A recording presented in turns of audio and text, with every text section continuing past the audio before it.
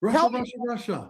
Tell me, I'm asking you now. News media said I'm asking you. I didn't ask you about the news media. Tell me again. I didn't ask you about the news media. The question was, you said Hillary said the election was stolen. I'm now asking you for an 8th time. When did she say the election was stolen? Everybody said it. I didn't ask you about everybody. I didn't ask you about everybody. I'm now asking you for a 9th time. When did Hillary Clinton say the election was stolen? Just go on. Just go back and look. Just go back. Go back and look. You're telling me that you're telling me that she didn't? Come on. She conceded, you buffoon. Now you're being disingenuous. Pushing the limits. He may have ended his career. Okay, we'll see how this guy ended his career. Let's see how this goes. I want to play it from the beginning because I want to start it off with him. Is he going to say, well, listen, I'm hoping to have a good and respectful conversation here? So here we go. District 32. He's a very successful businessman and an opinionated guy. And I really appreciate the fact that Paul Bondar has taken the opportunity to join us today. Paul, it's good to see you, my friend. How are you? Thanks for being here. Can Paul hear us? I could be wrong, but I think. Can you hear me? Yeah, there you go. We got you now. Hey, technology. I don't want to silence you right off the bat, Paul. So that wouldn't be a good start. Yeah, I know the woke cancel culture tried to silence a lot of people on Facebook and social media early. We don't want that today, right? Well, we could definitely talk about that. That's definitely something that we could definitely talk about, Paul. But I do appreciate you taking the time to join us. We're not friends, Brian. Thank you so much. There's a lot to get to here in a short period of time. You know, I was doing some research on you, and this isn't the most important topic, but this is a bizarre one. There were members of the media that were saying that you had close ties to Vladimir Putin, and then you filed a lawsuit against them. This was back. Of course. Of course. That's the first thing. Yeah, you know, I don't know. I don't think this is really too important, but I thought it was kind of weird. So you had close ties to Vladimir Putin, huh? Tell us about that, MAGA. Back right in 2024. Was there a settlement there? Can you tell us what happened out of that? Well, that's still an ongoing lawsuit, so I can't really comment in detail. But, you know, here's the bottom line. The Conservative Party can no longer be the doormat of the liberal media. And for so long, conservative candidates like myself, you know, we've taken the position that there's valor and honor in being a martyr, and I'm not going to be a martyr. And when somebody, and I think President Trump is a great example, he's had a lot of rulings in his favor, and I believe the tides are turning. And as conservatives, we need to fight back. If there's a wrongful narrative that's dropped right before an election to try to sway and create a hit, you know, in trying to move the needle wrongfully, that's election interference. And so we're going to stand strong on principle. My campaign is based on principle, and my business model has been based on principle, and this is no different. Wow. I've never heard of this guy until now, but he seems pretty based. He's absolutely correct. Yeah, it's time for, you know, Republicans and the right to stop, you know, taking pride in being the martyr here. We need to stand up for ourselves. So this guy, absolutely right, already won me over. I'm pretty sure Brian Shapiro is probably going to talk about, well, if you want to talk about election interference, how about in the 2016 election when Donald Trump had Russia helping him out to win the election in 2016. Do you think that's what he's going to say? Gotcha. Now, obviously, I want to get to some local issues in Texas and plenty of topics to get to. I do want to start, though, with some national stuff. I just want to get your take on this. You've been on the record saying you believe President Trump is the greatest president in. Oh, wow. I'm surprised he actually didn't go into that. He just let it right out. Interesting. Is this really the birth of a new Bryshap? Hey, Postal Joe, thank you very much for being a member for 4 months. Oh, no, he defended Trump. Here we go. Yeah, exactly. Yeah. the TDS is going to get triggered. Thank you very much, Postal Joe. Our lifetime. So explain to my listeners why you feel that way. Oh, so let me go back. So he asked here. Gotcha. Now, obviously, I want to get to some local issues in Texas and plenty of topics to get to. I do want to start, though, with some national stuff. I just want to get your take on this. You've been on the record saying you believe President Trump is the greatest president in our lifetime. So explain to my listeners why you feel that way. Well, in that context, I believe that as far as being a defender, he's put his wealth and his family in between us and the liberal and the globalist agenda. So as far as being a defender of values and virtues let's look at the facts. He's been impeached and on a sham kangaroo impeachment. Anybody with eyes can see that, Adam Schiff was the ringleader of a kangaroo court that was a sham of an impeachment. And for people to target, I don't care what is said, I care about what I see. And when I saw the liberal media and I kept seeing everybody go after this guy, to me, that sent a clear message that he's standing in between their agenda and the agenda of what's best for the American people. Do you think Donald Trump has values? Because you're a religious man, you've talked about that, your faith, and you think Donald Trump is like a poster child for values? Dude, too bad. It's probably unlikely that Paul Bondar had seen the debate between Brian Shapiro and Andrew, because he could have just said, yeah, well, what values do you hold to Judge Trump on? What ethics do you follow in order to criticize Donald Trump, huh? Values in your estimation? Yeah, exactly. You want to talk ethics now? Well, I mean, we have to look at things through a couple different sets of lenses, right? No, I don't think that he's a poster child for family values. I think anybody that would say that would be inherently dishonest. What I do feel as though is he's been a highly effective leader in making tough decisions and fighting and having the spine to go against agendas that I think a lot of other politicians would never have the courage to do. And so I think it's important that we don't judge our leaders or any individual with a broad brush where if there's 10 things to evaluate and one area is not exactly perfect, doesn't necessarily mean that they're not effective as a leader. So is he the poster child for family values? Probably not. Does God give us grace to look past some of the frailties of every individual and say there's good in all people? And is he highly effective as American president? I would say yes.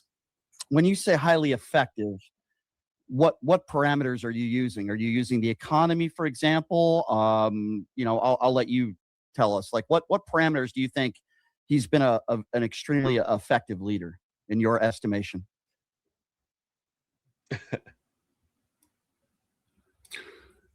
Let's look at what we've seen prior in his first term on how good the economy was running.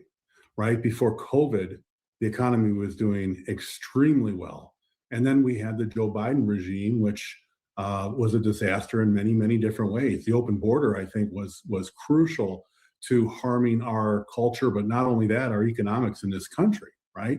And so when we look at things right now, I think the economy is doing quite well, considering the transition that we're going through with the Biden administration and the fact that we doged a lot of government jobs off, right? By removing a lot of government jobs, that's less jobs. So the job performance in the private sector, I believe, is doing quite well.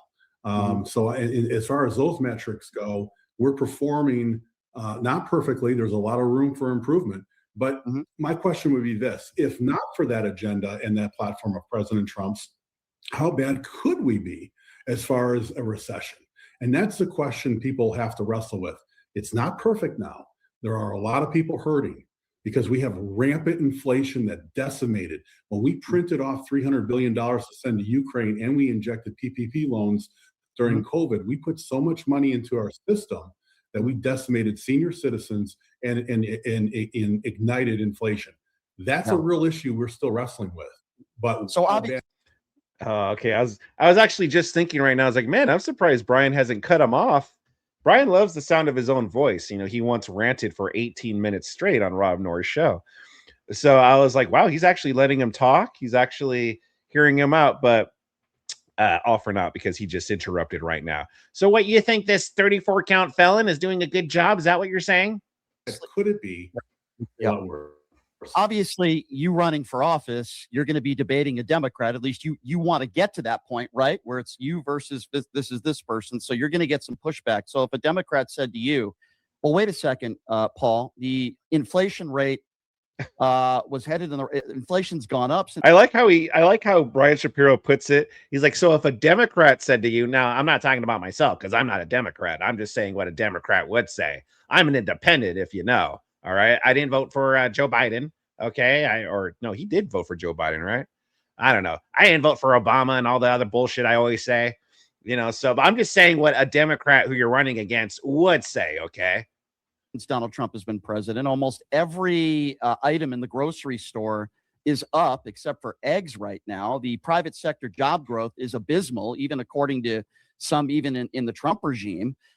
He said the war would be over in Ukraine in 24 hours. We all know that's not the case. And now we could be starting something new in Iran. We're kidnapping presidents in other countries and stealing their oil. If a Democrat came up to you in a debate and said that, what would be your retort to that? Well, I would say what I'm going to say to you, that you're categorically wrong with that. Well, I'm talking to a Democrat right now, so I'll just say the same thing, that you're just wrong. Hey, thank you very much, FB, for the $9.99. Hell yeah, brother. I don't think Brian Shapiro has any values or virtues. In fact, when someone sent all these nasty pictures of Charlie Kirk's widow on Piers Morgan, Brian never called out that behavior or the person. Yeah, exactly, dude. Exactly. Completely 100% agree, FB. Thank you very much for the $9.99, brother. Hell yeah. Getting closer and closer to halfway filling that super chat goal. Thank you very much. Let's go. Information is categorically false, and that's an irresponsible narrative that you just gave out as a Democrat. Gasoline is way down.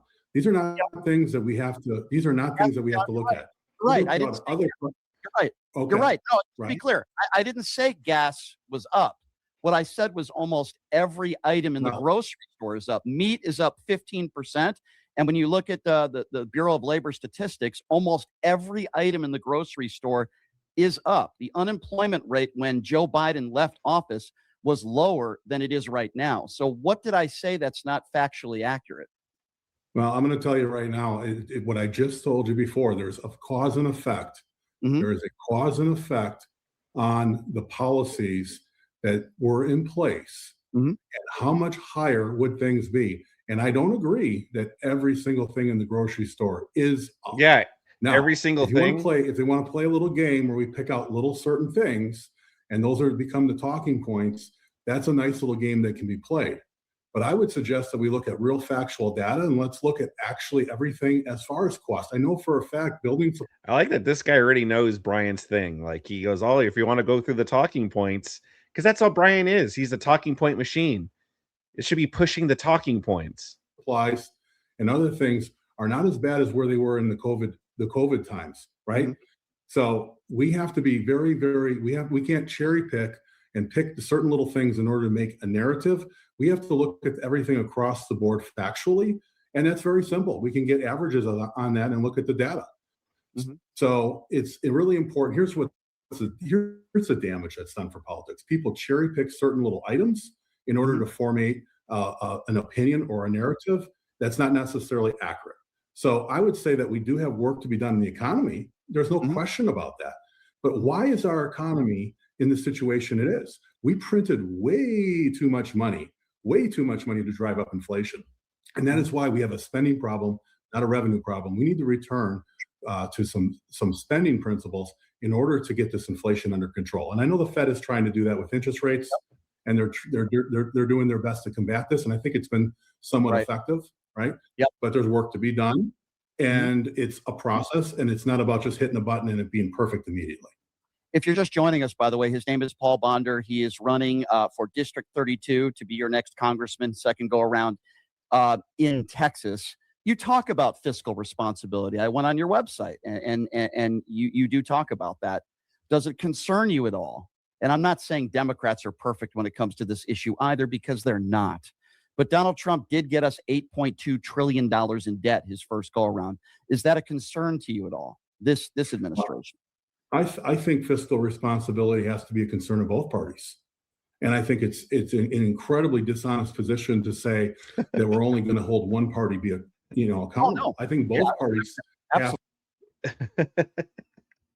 By the way, why is this all about, like, what he thinks about Trump?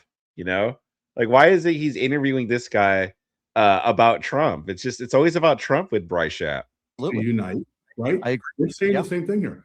Both parties, both Republicans and Democrats, as a leader that I hope to be in the Republican Party, everybody talks about going to DC to fight.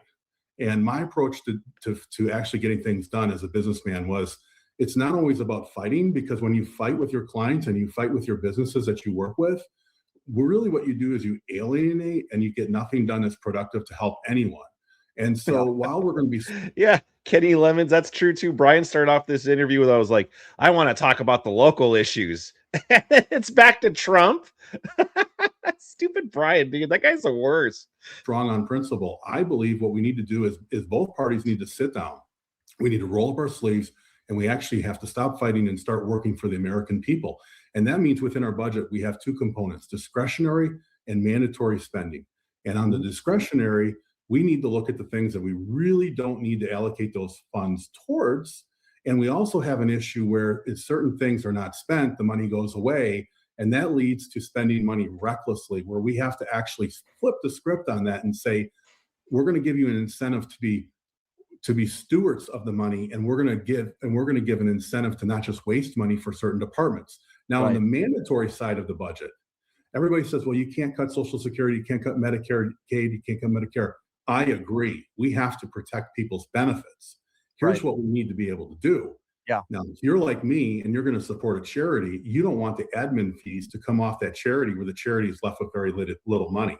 Right. We need to take a deep dive. Both parties need to take a deep dive and make sure that the money that is going to Social Security and disability, we don't have admin fees that are recklessly taking on. I completely agree with what you just said, Paul, and maybe we'll agree or disagree on this. I don't know, but I think we agree that whether it's welfare or food stamps or Medicaid, there's always going to be a small percentage of people that are going to take advantage of the system. And if there's fraud out there, I want people held to account. I'm sure you would agree with me on that. However, in the big and beautiful bill, as you know, 20 million people are losing their Medicaid benefits. Surely not all those people are committing fraud.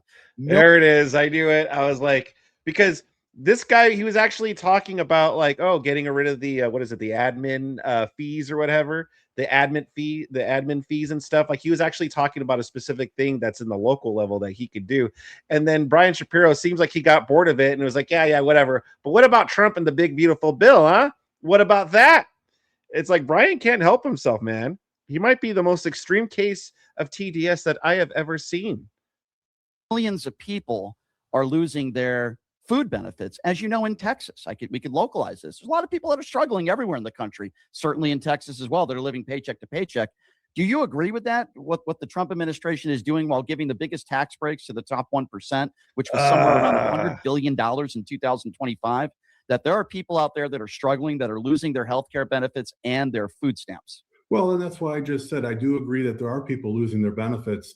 Now, if I see people on the streets and they can run a 40 faster than me, and they're probably stronger, and they got brand new shoes that look like they're Air Jordans, and they're out looking for money, I think those are able-bodied working people, and we got to get them off the doles.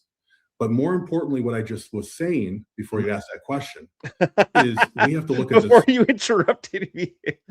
What I was saying before you interrupted me with your TDS question here was going back to what I think is a problem here. After all, I'm the one that's running for to be a congressman here. You know, that's why you're interviewing me, right?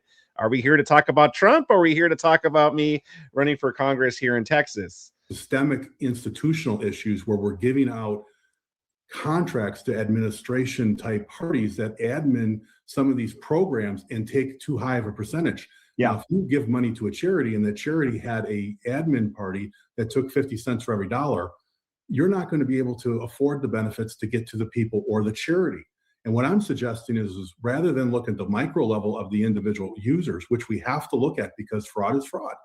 But if anybody really is truly disabled and anybody really truly needs these benefits, that's what they're there for, and they need to be received by those individuals so that we're not putting them in an adverse situation. But what we need to crack down first and foremost is we need to crack down on the admin, which is the tapeworm sucking from the host the money. And to have responsible government means that we're going to audit that, and we're going to look at that intently and have RFQs and RFPs to make sure that the money that's being collected through the taxes that we all have to share and pay is.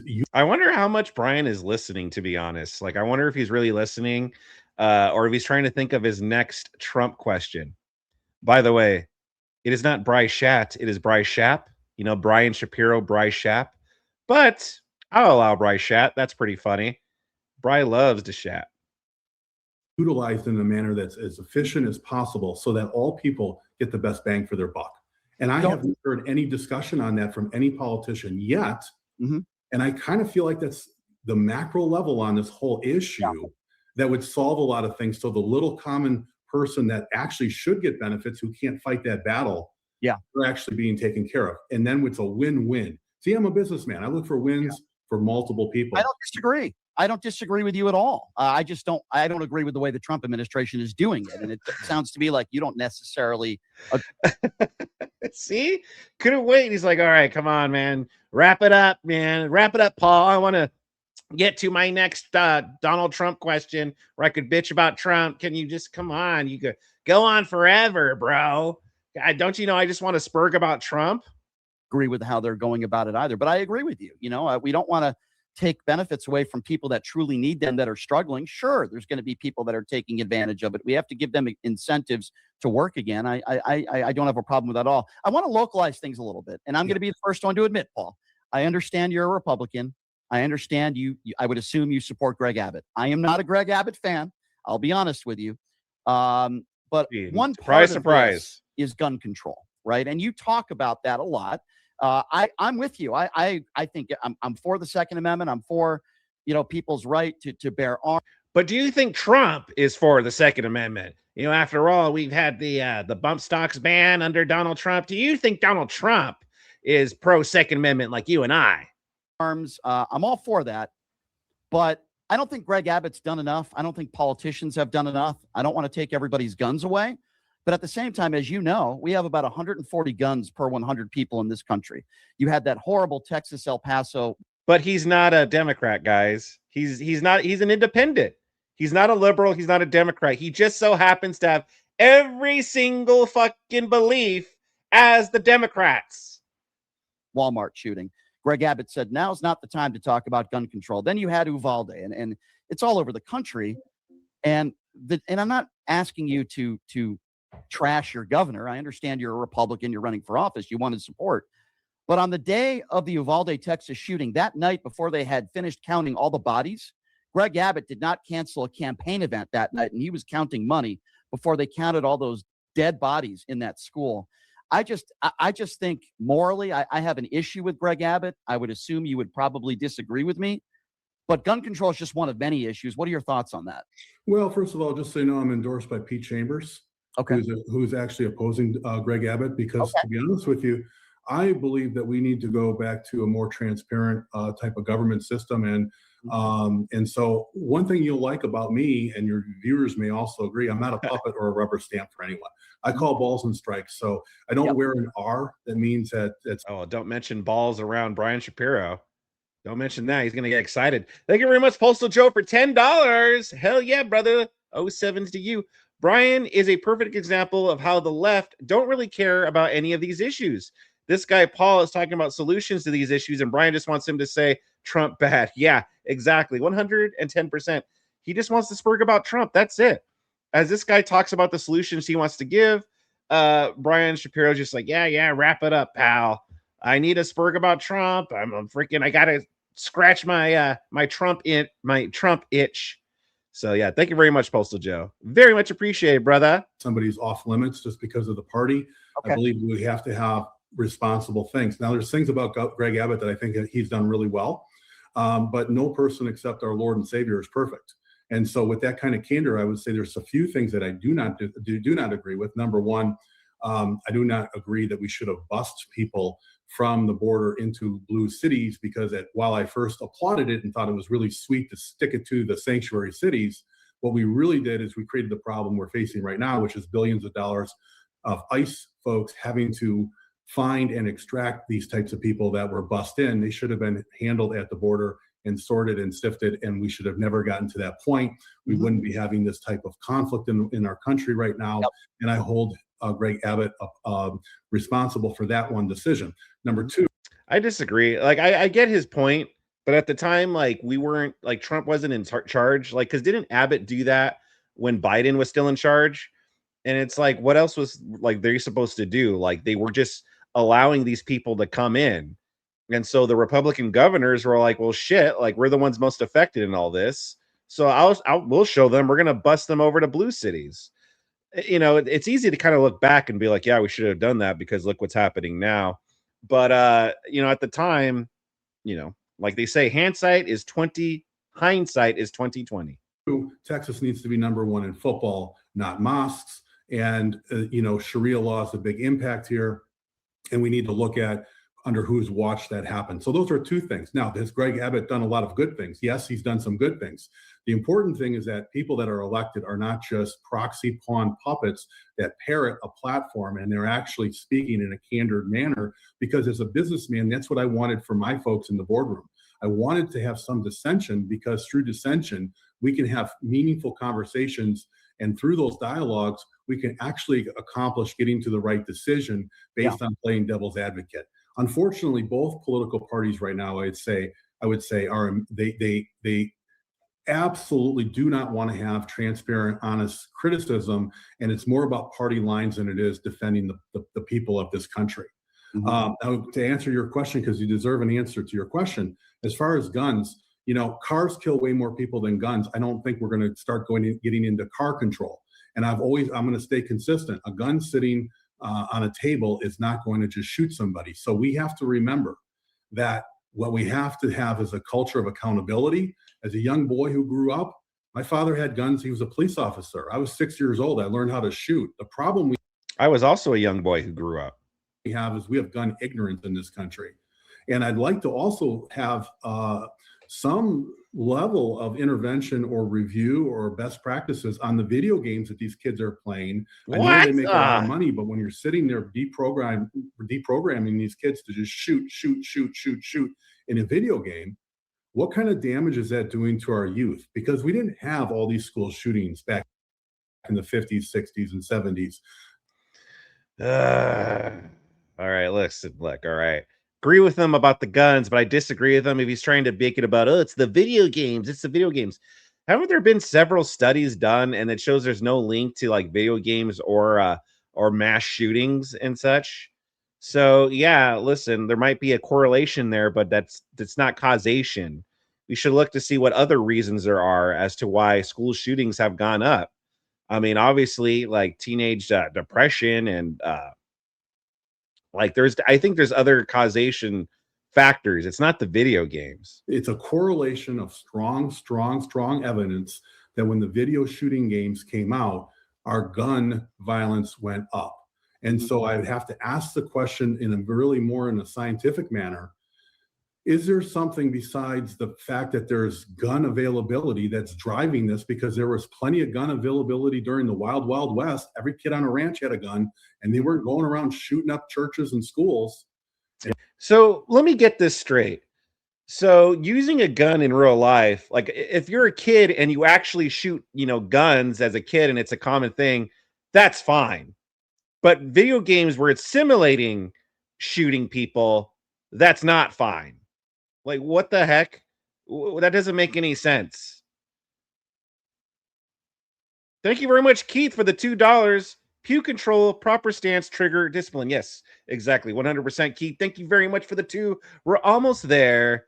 We're almost halfway there to that super chat goal.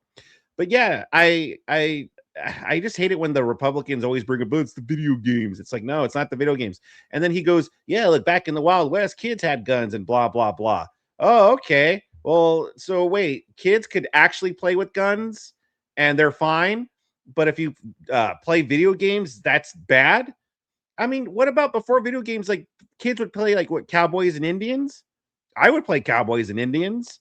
And wasn't there like kids were shooting each other with toy guns? So kids are fine with playing with toy guns. That's not going to desensitize kids. But playing video games, that's going to desensitize kids. It doesn't make any freaking sense. So I disagree with this guy on that. And I'm kind of disappointed, by the way, that he's taking that stance of, it's the video games. All of a sudden now it is. And so I think it's easy for folks to demonize things. And I would say, I don't want to see gun violence. I have 2 kids in school. This is absolutely disgusting. And we're making it a Democrat and a Republican issue. It's an American issue. We need to get rid of gun violence in the schools, but we don't need to do it by banning guns. We need to do it by educating our kids, having responsibility, so that, like when I grew up, my father was able to leave his gun out on the table because he was a police officer. I wasn't going to go jack with it. Okay. I respected what a firearm was. So, Paul, And It's like, all right, enough. I got to bring it back down to Trump. Did you know Trump's a 34 count felon? But yeah, no, like, listen, yes, I agree. We do need to teach kids, like, trigger discipline and how to handle a gun and stuff like that. But that's not the only factor. Like, there have been shooters who handled guns when they were kids, and then they've gone on to be school shooters. So no, it's not just like you got to teach them the importance of the gun, because some of them are taught the importance of the gun and then they go and shoot up a school anyway. It's not that. There's something else going on. It's probably a mental health issue. I'm pretty sure it's a mental health issue. Like, what's going on? How come kids are more likely to shoot up schools now than in the past? Like, what's going mentally wrong with kids nowadays? I don't think it's the video games, and I don't think it's just about teaching them gun discipline and such. I agree that gun responsibility is a part of this. And I've talked about there should be a mandatory class, maybe 2 hours, learn how to shoot a gun, learn how to store a gun, some gun responsibility. So I don't disagree with that. You mentioned cars, which I think is interesting. Even though, as you know, driving a car is a privilege and owning. I understand what he's trying to say. Like, it teaches them how to, like, he said that it desensitizes kids, which is the theory with the people like the Republicans who make the video game argument. Because if you're just playing a game and in that game, all you're doing is just shooting everybody, all you're doing is just desensitizing children to that, which, yeah, I disagree. But I mean, like I said, I do agree with him teaching kids like that guns are they're not toys and they're there to be taken seriously. But I think it's more like a mental health issue, to be honest. That's my thing. Keith, thank you very much for the $2. But just like driving, that's the parent's job. Yeah, exactly, Keith. 100%. Thank you very much for the $2, brother. A gun is a constitutional right, but I think that guns should be treated in a similar way, in that there should be some sort of class. They have to check your eyesight and your health. I think the age should go from 18 to 21. That's my personal opinion. I think you should have to re-register your gun. I just think if you just did a couple of these things, and if Democrats and Republicans can work together. So wait a minute. You need to be 21 to own a gun now. That's his solution. So at 18, you could serve in the army, like you could serve your country, handle guns there, but just in everyday your life, you have to wait till 21 now. That's stupid, Brian. That's stupid, Bryce Shat. Together to do this, I think that would help. I understand what you're saying. The gun doesn't shoot. I think mental illness, I think you would agree with me, is a huge part of this, but that's a part of healthcare too. And we're still waiting for Donald Trump's plan. We've been waiting for 9 years for a replacement. Donald Trump's plan, of course. Vic, some video games are pretty dark. I agree. Some video games are pretty dark. Like shooting up an airport, but it's probably more so that the parents allow the kids to play those games is more the issue. Yeah, listen, look, I don't think if you're 6 years old, you should be playing Call of Duty or anything like that. I'm not saying that you should let your kids play those games. I just don't see the correlation is what I'm saying. Like, we already have ratings on games, the maturity ratings on games to help regulate that. And yes, I do believe parents, you should watch what your kids are playing and what your kids are watching on TV. I totally agree with that. I just don't, again, listen, as a kid myself, I was, when did Mortal Kombat come out? I was like 8 or 9 years old when Mortal Kombat came out. And I was playing that game. In that game, you were doing fatalities, ripping people's heads out, ripping people's hearts out. And I never once had the desire to do that. And, again, kids would play, cowboys and Indians together. They would sell toy guns, little toy cap guns and such like that. And so kids have access to this. That could also easily desensitize children. So I just don't understand why video games are different, I guess is what I'm saying. Thank you very much, Keith, for the $2. Re-register my pew. I refuse to register mine. Yeah. Thank you very much, Keith, for the $2, brother. Hell yeah. Good job, Keith. Thank you very much. One away from the halfway point. Thank you very much to everyone that's donated so far. Replacement plan to Obamacare. But yeah, I mean, listen, as you know, we have some of the most guns in this country than any other country in the world, and we have more gun violence. So I guess, I know you haven't said this, but I hear some people make the argument more guns make us safer. And when people do, I don't know if you agree with that, but I just respectfully disagree with that. I just think we are a society that is obsessed with our guns. Yeah. And I don't want to take people's rights away. I want you to be able to defend yourself. I want to be able to defend myself. But I just think you mentioned movies, but I do think or video games, we do have a culture in this country too, where I think some people are obsessed with their guns. And I don't think you need an AR-15 to hunt a deer either. So I think it's a lot of different things, right, Paul? I'm not saying it's one thing. I think it's a lot of different things. But again, I'm going to go back to Greg Abbott, who's done nothing. And I think this is more conversations like this need to be had. Yeah, you have 2 kids. Nobody wants to be a victim or a family member to be a victim of gun violence. But I don't think enough is being done in DC to combat this. Well, sometimes doing nothing is better than doing the wrong thing. And the problem with where you're at is that you're going to do little things and then it's not going to help. And then you're going to say we need to do more. And so what you're advocating is what I call the slippery slope. Mm-hmm. So you want to have things done to chip away at gun rights. And effectively, I would disagree that those are going to be effective, because when I look at where the gun violence is the worst, let's look at Southside Chicago. Gun violence is terrible in Chicago. They have very strict gun laws. Let's look at Washington, D.C. You're almost a criminal to have a gun just in Washington, D.C. Gun violence in D.C. historically, throughout many decades, has been one of the worst in this nation. So when you go to cities, and you don't have to be really smart and study this really hard, when you have cities that have tough gun laws, their crime and their gun violence is actually higher than places where you have less gun laws. And I have eyes and I have ears, and it doesn't matter what people try to narrate. Those are the facts throughout every minute that I've been alive paying attention. That's what I have seen. So what you have is you have a culture that's bred. So what's going to happen is if you put more gun laws in, things are going to become worse. And what you're then going to say is, well, this isn't working. We need to do more. And pretty soon you look like Europe, and nobody's allowed to have a gun. And then that's where we go. And that is a very dangerous thing called the slippery slope. Then why is there so little gun violence in those other countries that as a whole have strict gun laws? Why is it in this country we have such a huge issue when it comes to gun violence, and yet well, in Europe there's a stabbing issue now. Yeah, they don't have gun violence, but they have stabbing violence. Thank you very much, Just an Average Couple, for being a member for a month. Hell yeah, thank you very much. Right? It's video games and nothing to do with teaching kids that we came from a series of fortunate coincidences and we're no different than animals. Yeah, I know, right? Seriously. It's like, well, what's the importance of life if we all just came from bananas, as some people would say? But thank you very much, Just an Average Couple. Great point there. We have more guns than almost any other country in the world, yet you talk about these other countries in Europe and they have little to no gun violence at all. It's the demographic of the particular people probably that live there. It's certainly not the guns, because Texas has more guns, Oklahoma has more guns, and the gun violence is nowhere as high in red states as it is in blue cities. That's we're talking about is America. Do you think it's a Republican Democrat thing, the gun violence in this country? No, I'm not saying it's necessarily, but I do think that Democrat policies are I would say Democrat policies are what fuel gun violence. Yes, I would say that. I think Democrats have made bad gun policies, and blue cities are more dangerous. 100%. Blue cities are worse for gun violence than red cities. 100%. So, and we can look at data all day long.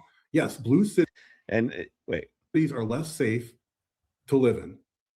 And let's see how independent Brian Shapiro here is going to sweep and defend the blue cities. Again, he's not a Democrat, guys. He's not a liberal. He's an independent, but yet he always has to defend the Democrats and the blue cities and whatnot. And he always has to shit all over the Republicans and the red cities. But once again, guys, he's an independent, okay? He's not on either side. He sees everything the way it is. It just so happens that the blue people are the good guys and the red people are the bad guys.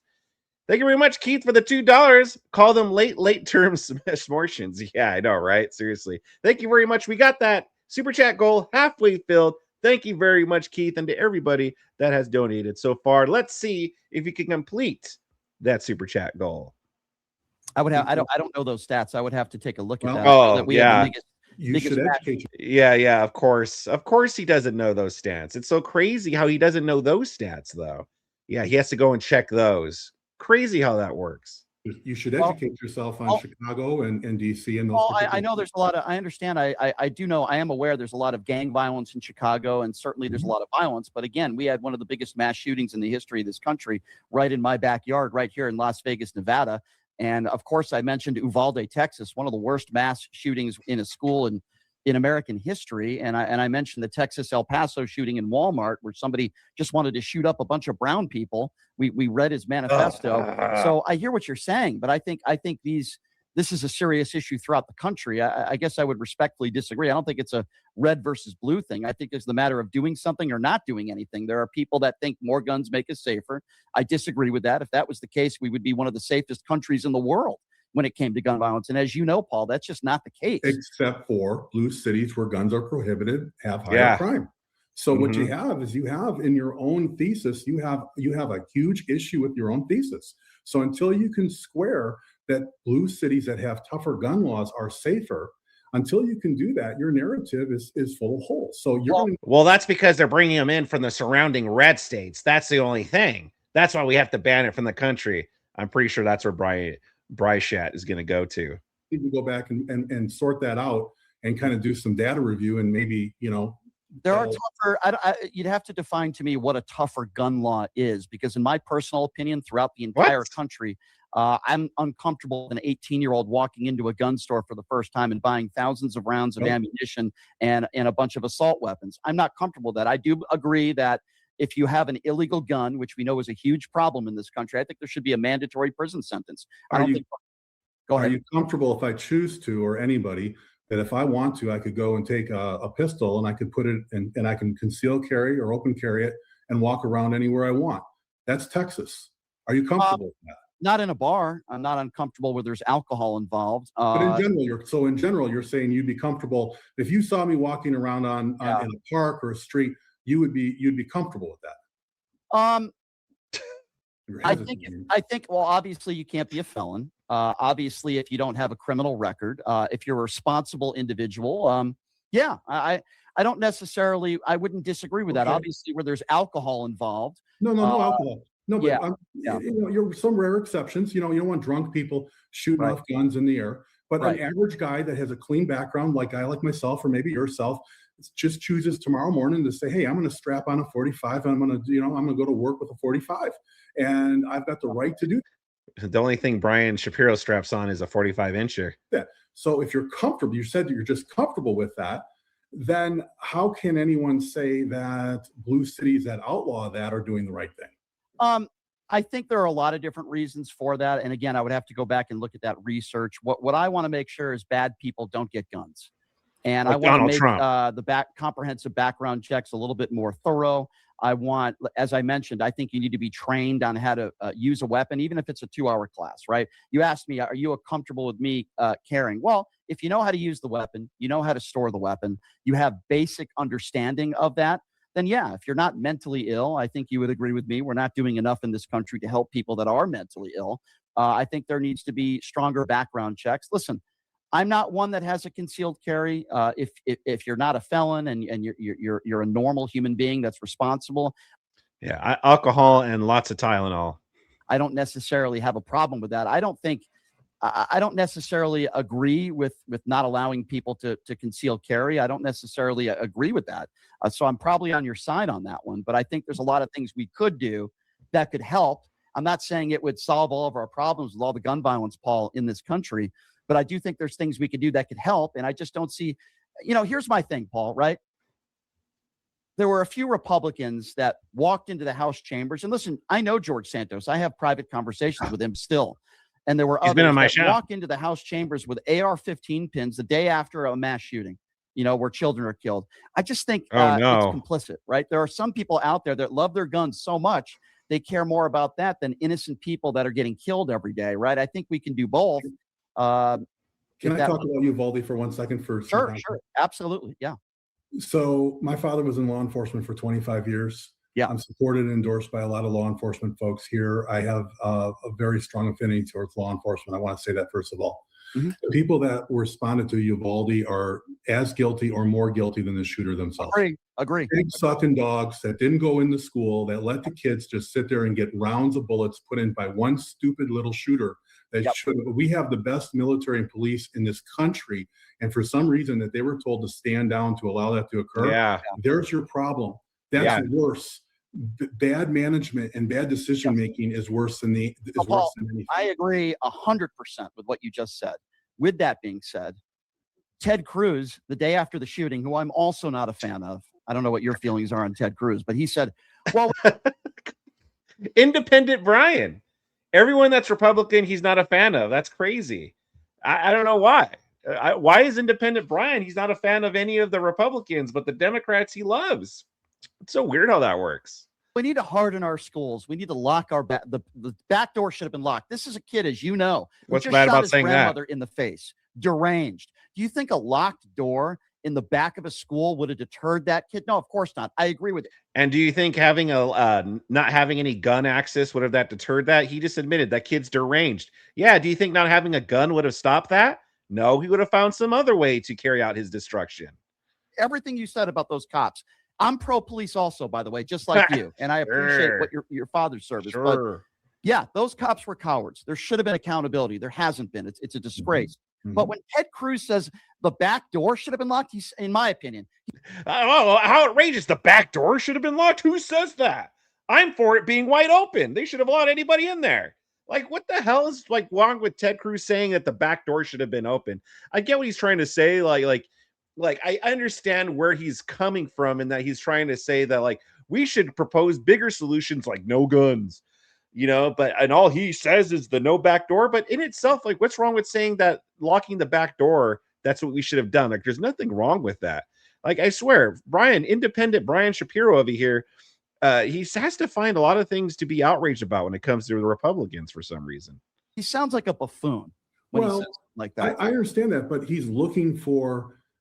He's what I think he's doing is he's looking for what insurance companies do is when you say we had a claim, we had a problem, what can we implement to make sure it never happens again? Mm-hmm. So insurance companies, if there's a disaster or an accident, the first thing you do is you say that, what can we do differently to prevent this from happening? And then you start to list everything that can be done.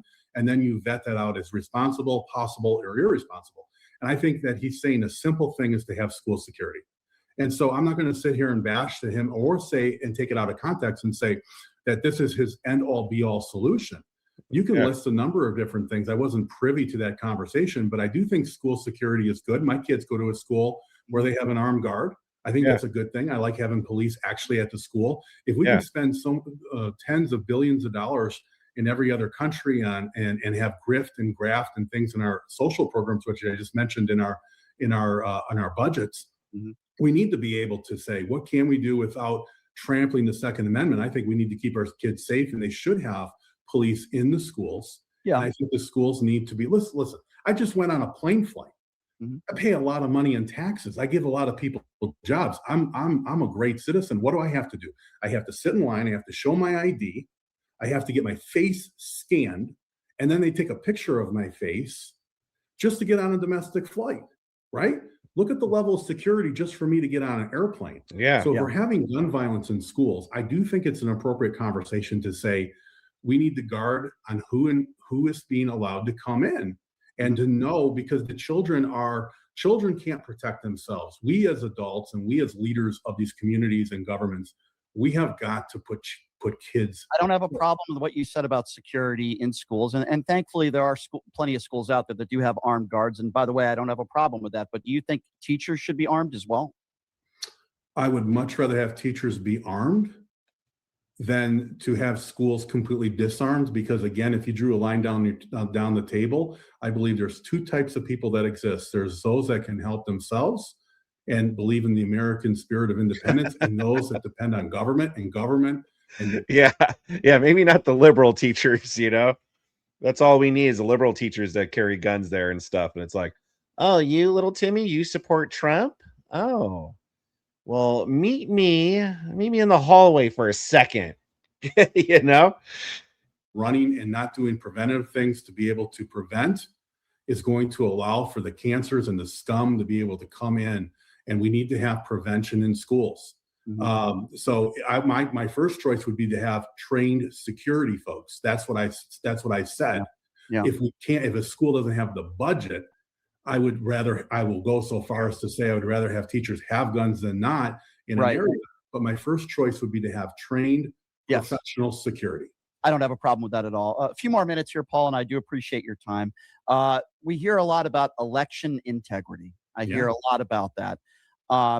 Do I think Donald Trump won the 2020 election? No, I don't. Before we get to election integrity Do you think that he won the 2020 election, Paul?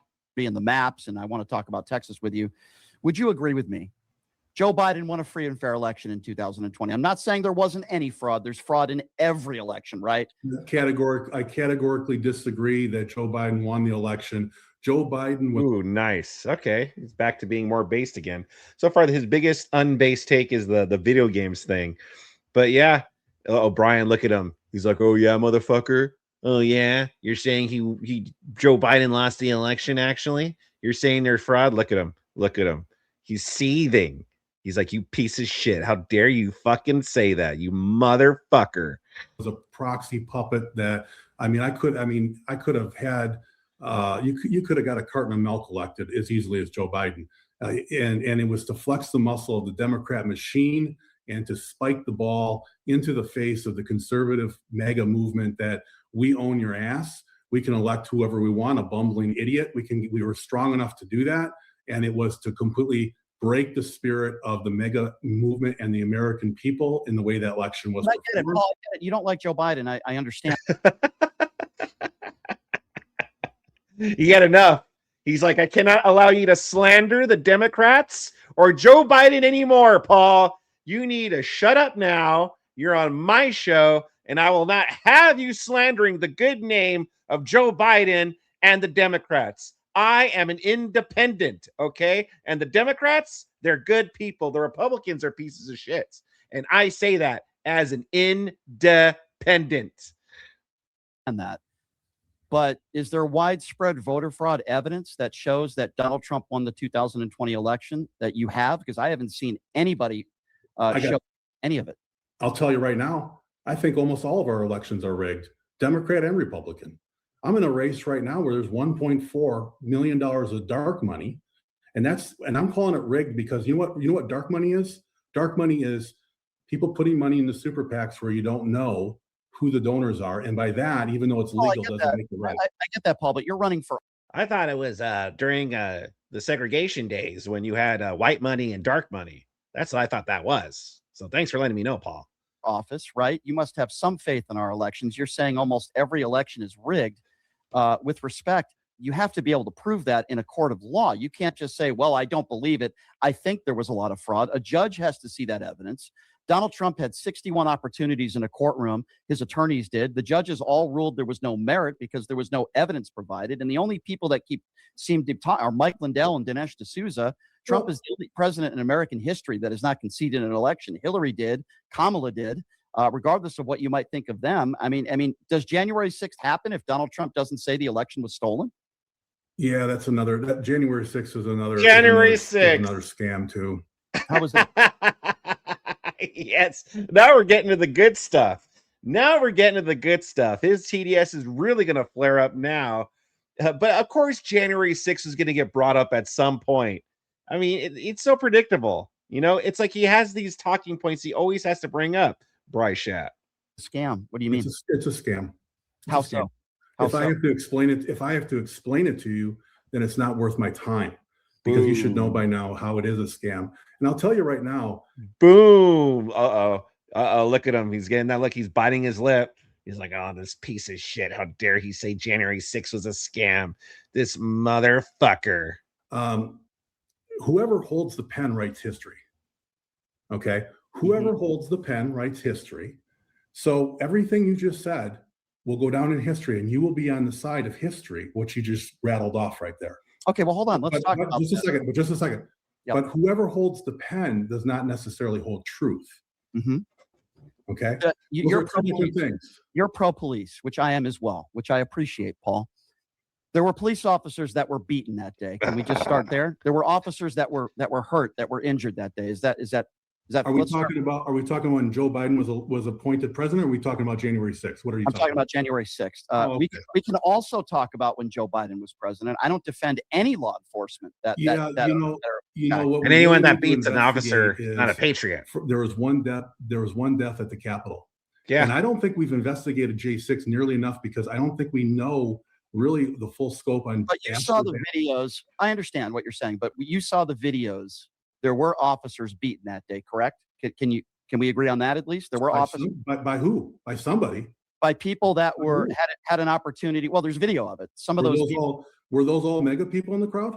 Were those all conservatives? of the 1,500 people that were arrested, half of those people are violent criminals, and the overwhelming majority of those people had the opportunity to defend themselves in a court of law. And many of those people, you can look that up, court records showed that they were Trump supporters. Many of them said they were there because of what Donald Trump said. Do you think a court of law in D.C. is a fair venue? So you think those people were? Do you think they had a fair venue? Ooh. Well, I think whether it's DC or anywhere, they had the opportunity to defend themselves. Wait, I'm confused. Are you saying these people who beat cops on January 6th, a good majority of them were liberals or Democrats? They weren't Trump. I'm trying to understand. I don't know that just because you wear a Trump hat doesn't mean necessarily you're a Trump guy. The people that were chanting "Hang Mike"? I don't know anything. I don't know anything. You're the one pushing a narrative. All I'm saying is, ooh, boom, hell yeah, Taco 1.2. You're making me hungry, and thank you very much for the $2. It's amazing that Brian hasn't spurged yet. Spurged. Yeah, it's amazing he hasn't spurged yet. Yeah, I completely agree, but I think we're getting there. I think we're reaching the spurging point. Thank you very much, Taco, for the $2, brother. Yeah, I think we're reaching the spurging point, though. Look at that. Look at him. He's getting called out on pushing a narrative, which he obviously is. That's what he always does. And Paul's doing a good job of calling that shit out. Respectfully, I disagree with you. It's not a narrative. All these people had the opportunity to defend themselves in a court. Okay. They had attorneys. Now, if you're saying you don't think they had a fair trial or whatever, fine. All I'm simply saying is, even if you're right, and some of those people were Democrats, which, by the way, I disagree with, Donald Trump called all those people hostages and patriots. Let's just assume they were Democrats, which they weren't. But let's just assume for a moment, for argument's sake, you're right. Are you a hostage or a patriot if you beat a cop, whether it's Black Lives Matter or January 6th? Are you a hostage or a patriot for beating? Personally, I'm gonna be honest with you. I didn't. It's so wild, dude. If it was a Democrat thing and a Democrat would have gotten shot by the officer that day, then the narrative would be like, oh, look, they shot a fellow American that was just using their constitutional rights, their free speech, to make their voices heard, and they got murdered in cold blood by an officer whose job is supposed to enforce the law, but instead shot a patriot in cold blood. What do you have to say for that? Like, that would be that's what Brian Shapiro would be saying if that were the case. But since it was a Trump supporter that got shot, all of a sudden it's, she wasn't a patriot. She got what she deserved. I didn't see any videos of people. Beating cops. So wait, hold on. This was on. I saw crowds of people. I saw people with flags. I didn't see that. So maybe I don't know. All the videos on January 6th, you didn't see any violence or anybody beating. I saw a lot of crowds moving around, and it's not what I say; it's what the people themselves are saying. So I wasn't there. I don't know. I wasn't there either. But the people, well, you're acting like you were. Because I saw a video right before my eyes. Police officers being beaten with batons. Yeah, but we saw videos of pretty much a guided tour through the Capitol where people were walking peacefully inside the Capitol. There's a lot of videos of that, by the way, which was suppressed from the public, by the way, until I believe, was it Tucker Carlson exposed all of that. So, he could sit there and be like, well, I saw videos of cops getting beat up. Okay, well, we saw videos of people pretty much having guided tours through the Capitol. So what then? What then? That's not AI. I saw it. And at the same time, there was one death, and it was Ashley Babbitt, not a police officer. There were a couple deaths. There was Ashley Babbitt. Okay. There was another woman that was trampled who had a heart attack, who was trampled. I don't know about that. Yeah, Brian. You could tell he's getting a little shifty here, Brian. Like, he's starting to get a little panic. So now he's starting to throw a lot of stuff at the wall. So, but no, there was only one death that day, when that was Ashley Babbitt. The people that he's talking about are people that died like after, like the day after, and they're like, oh, look, that was because of January 6th. But it wasn't. Oh, I know this. I know if that was a Democrat Mhm. protest. Oh, thank you. And that was a Democrat person that was killed at the hands of the Capitol Police. There'd be people out protesting all across America to defund the Capitol Police. Yep. And if you can't agree with me, then I believe that you are not being honest in this situation. There's a double standard in this in America on, when you have somebody we just saw this in Minnesota. Look at this. We had an individual that was fighting with or resisting or combative with ICE, and there was an altercation. That person was killed in that incident, and the protests went mad. And now let's contrast that with Ashley Babbitt. Man, how can I turn my cursor into a magnifying glass? I wanted to zoom in on Brian's face as he was talking right there, because you could see he's starting, the TDS twitches are starting to come out here. How can I do that, guys? I'm a boomer. Oh, is this it? Zoom? Oh, here we go. Babbitt, which happened on. That's what I'm talking about. Oh, no, it doesn't zoom the screen, though. It just zooms the buttons, like if I'm old and I can't see.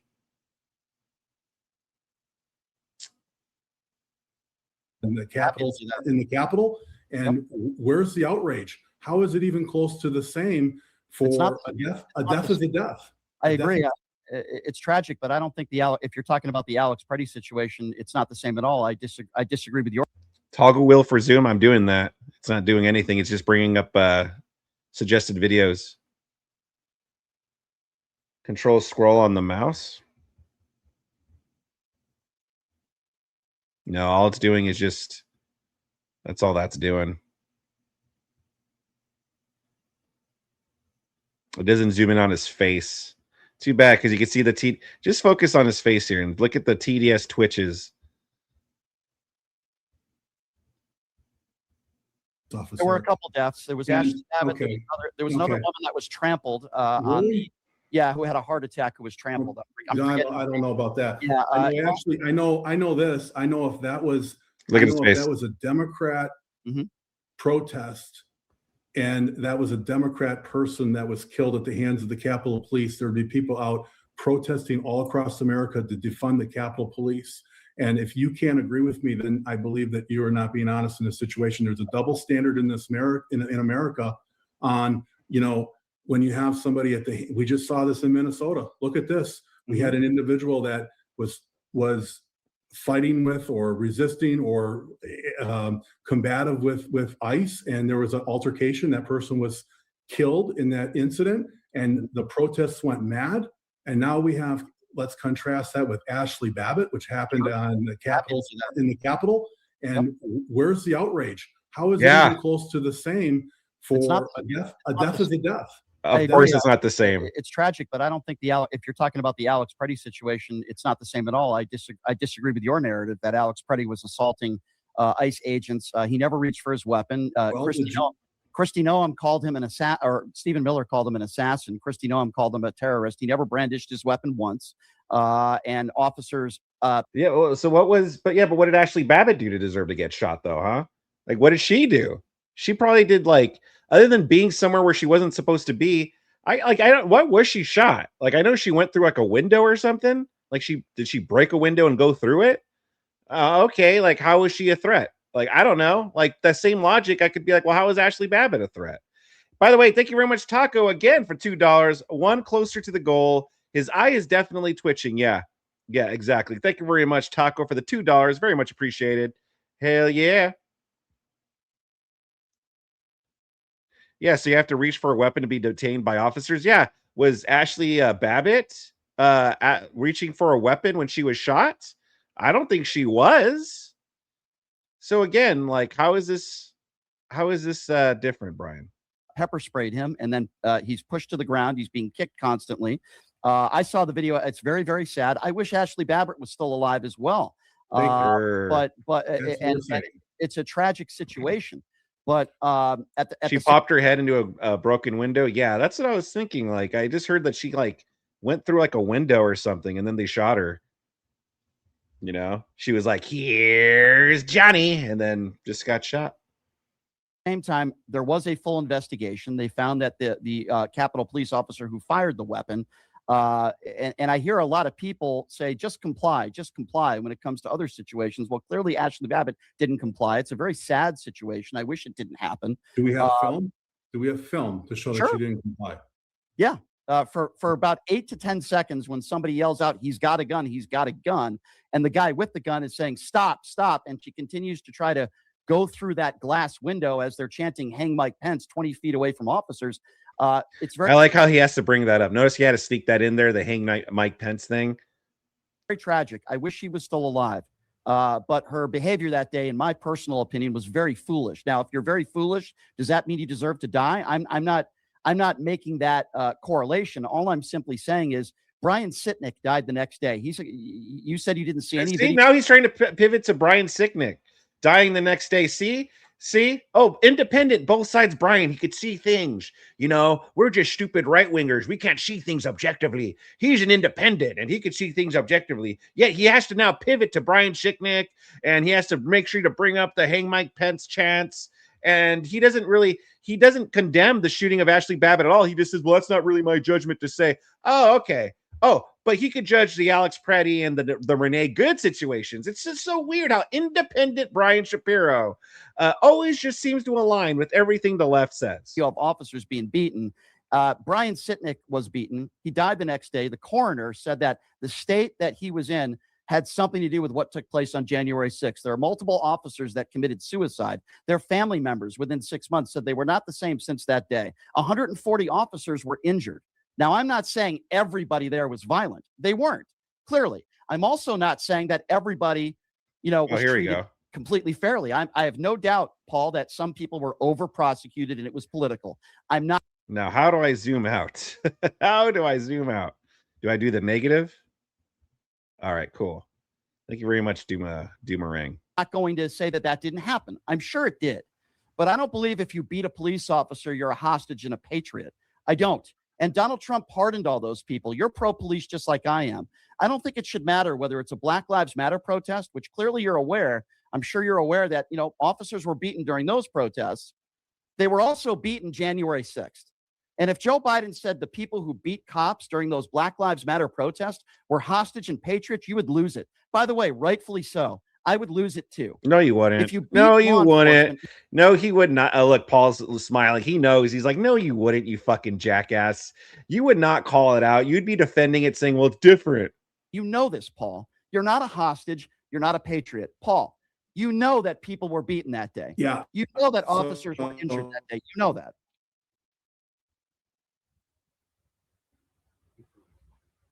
Is Paul still there? Did we lose Paul? We're just gonna, sorry, Paul. Sorry, go ahead, Paul. You froze up. Your feed is skipping. Yep. Go ahead. I got you. Yeah. So it's a double. I'm going to tell you that was a really nice little narrative that you gave there. We're going to have to agree to disagree in some areas, right? No, I do not believe in. Help me. How is that a narrative? Because when we saw film of what is it, Party up in Minnesota kicking the lights out of an SUV, an ICE SUV. You can't tell me that this guy. You can't tell me that behavior is you condone that. That's not a guy that looks like. When did I condone that? By the way, that was 11 days before he was shot. When did I condone kicking a vehicle? Now you're the one with, sir. I've said this time and time again. I don't think you should follow ICE agents. I don't agree with that's a crime, by the way, destruction of property, kicking a vehicle. But just because you kick a vehicle, I'm glad we agree on that. Then. Well, yeah, but that doesn't. But I heard you say. And I heard you say that he was not a bad actor in so many words. And when you're kicking, I never used that terminology. Well, what I did say was he didn't assault officers that day. That's not based on. And what I'm saying is when you're kicking the lights out of the vehicle, that 11 days earlier. That's 11 days. Matter. It does matter. According to a body of work. It's a body of work, and I'm saying that body of work indicates to the state of mind and the hostility of that individual. That yeah, exactly. Put into the body of work, and you can't say that that's a peaceful person protesting when you're kicking lights out. Paul, that was 11 days before. That would be inadmissible in a court, but the courts would. It's inadmissible. So you're Body saying if work. you kick a vehicle, that's a defense for officers shooting somebody and killing somebody 11 days later? Nope. You're really a word twister.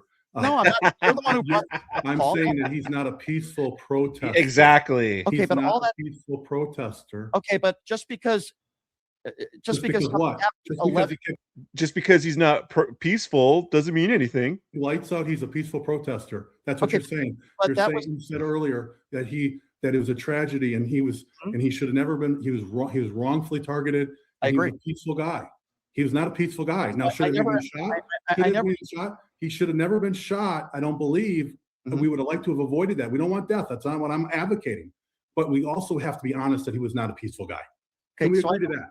So I never used the term peaceful. I think you're putting words in my mouth. I wouldn't have put myself in that situation. However, what happened 11 days earlier, kicking a car, to me, is completely irrelevant to what happens 11 days later. And ask him a question. I think you agree that he wasn't peaceful, right? You're not answering it. The only thing that matters is, did these officers feel like their life was in danger? He never reaches for his weapon. Based on every angle from every video that I've seen, and I've talked to people in law enforcement for decades, what the cops did there, what these Border Patrol agents did there, that are, by the way, 1,500 miles from the border. I don't even know what they're doing there. 5 of them kicking and punching this guy when he's on the ground, okay? And he's on his knees when they shoot him in the back is not justification. And to say that, in my opinion, respectfully, kicking a vehicle is somehow relevant, which, by the way, again, would be inadmissible in a court of law. It's just like the Kyle Rittenhouse thing, right? A week before Kyle Rittenhouse. Dude, is he really freaking talking about Kyle Rittenhouse? He was in a vehicle and he was saying, boy, I would love to shoot those guys. Shoplifters he was talking about. The judge found that to be inadmissible and they couldn't use that in court. Did he actually go and shoot shoplifters, though? That's different. Alex Preddy wasn't just saying, man, I would sure love to kick that taillight. Like, no, he was actually kicking a taillight. That's a pattern of behavior. These stupid motherfuckers, like, how would they compare that to fucking Kyle Rittenhouse? Like, they all have to, like, pretend they don't understand anything. Like, they don't see the difference. Like, Kyle Rittenhouse was actually a case of self-defense. Yeah, he brought a weapon there because he was literally walking to a war zone. So, of course, he's going to have a gun on him. He was getting attacked. He shot his attackers. And then as soon as the officers got there, he put his hands up and he was he peacefully addressed the officers and was taken in by the officers.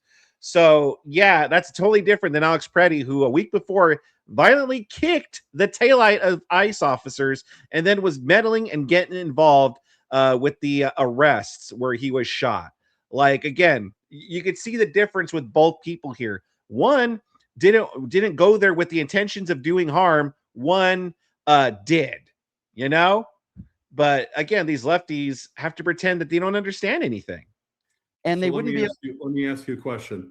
Yeah. You're saying that what happened 11 days earlier has absolutely no bearing on the situation. 100%.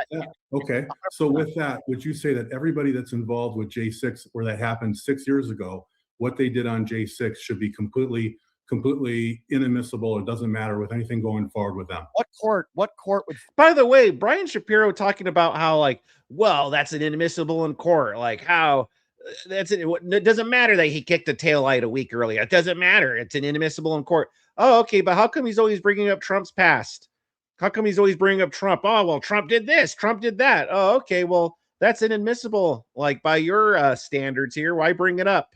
What does it matter what Donald Trump did in his past? Huh? What does it matter? But he's not he doesn't mind using Trump's past to formulate this opinion on Donald Trump. But when it comes to Alex Preddy, then it's like, well, find that something that happened 6 years ago is admissible in a court of law if we're talking about another crime that was committed. He wasn't arrested. Now, if you're talking about people that have a criminal record, that's different. Was Alex Preddy arrested? Until there's pardons, full pardons, this is still on the record. Okay, but most courts would not. Correct me if I'm wrong, but no, I'm being consistent here. No, okay. I don't think that would be admissible in a court of law. You'd have to look at the actual crime and what what they're convicted of. There's no court in this country that would look at something that took place 11 days later, which would maybe be a misdemeanor of kicking a taillight out and saying, well, would you give him a job? would I give him Would a you hire job? him? Well, Yeah, the of guy course. already had a job. And he hire didn't him? have a criminal record. I would hire him over a No, January. I'm saying, Dude. Stupid. Oh my God. This is why I like watching the Brian Shapiro videos. He's just so easy to laugh at. Notice he had a pivot there, like, well, I would hire him over a January 6th rioter because I'm a TDS. Here at TDS Inc., we would gladly hire an Alex Preddy over a January 6er. I would hire him over a January. that's what I'm asking. Would you give, I want to see if you're consistent. Would you give a J6er a job? No. Which Jan 6er? Would you? A non-violent criminal? Tell me. Any of them. Okay, so somebody You that tell- beat up somebody. Okay, I'll answer that. I mean, Somebody. you tell me. You're the one. So that I'm you're- answering. Tell me the category. I am. Let's talk about the violent criminals on January 6th. And again, you said you didn't see any video of any cops being beaten, which I find amazing, but that's okay. So to the certain criminals on January 6th who beat police officers, who were chanting "Hang Mike Pence," who actually physically assaulted police officers, who beat them with their own batons, who bear sprayed them. No, I think those people were far more violent, and I would rather hire an Alex Preddy, even though I don't condone kicking a vehicle. I think beating a police officer with their baton is far more. Now, notice the question was just, would you have hired Alex Preddy? Not, would you hire Alex Preddy over this person or that person? It was not a comparison question. It was just, would you hire Alex Preddy, ignoring everybody else? Okay. But now, so obviously the answer is no. Brian Shapiro would not hire Alex Preddy. So Brian Shapiro now has to bring up January 6ers in order to be like, yes, I would hire Alex Preddy over January 6ers. But that's not what the original question was. It was just, would you hire Alex Preddy?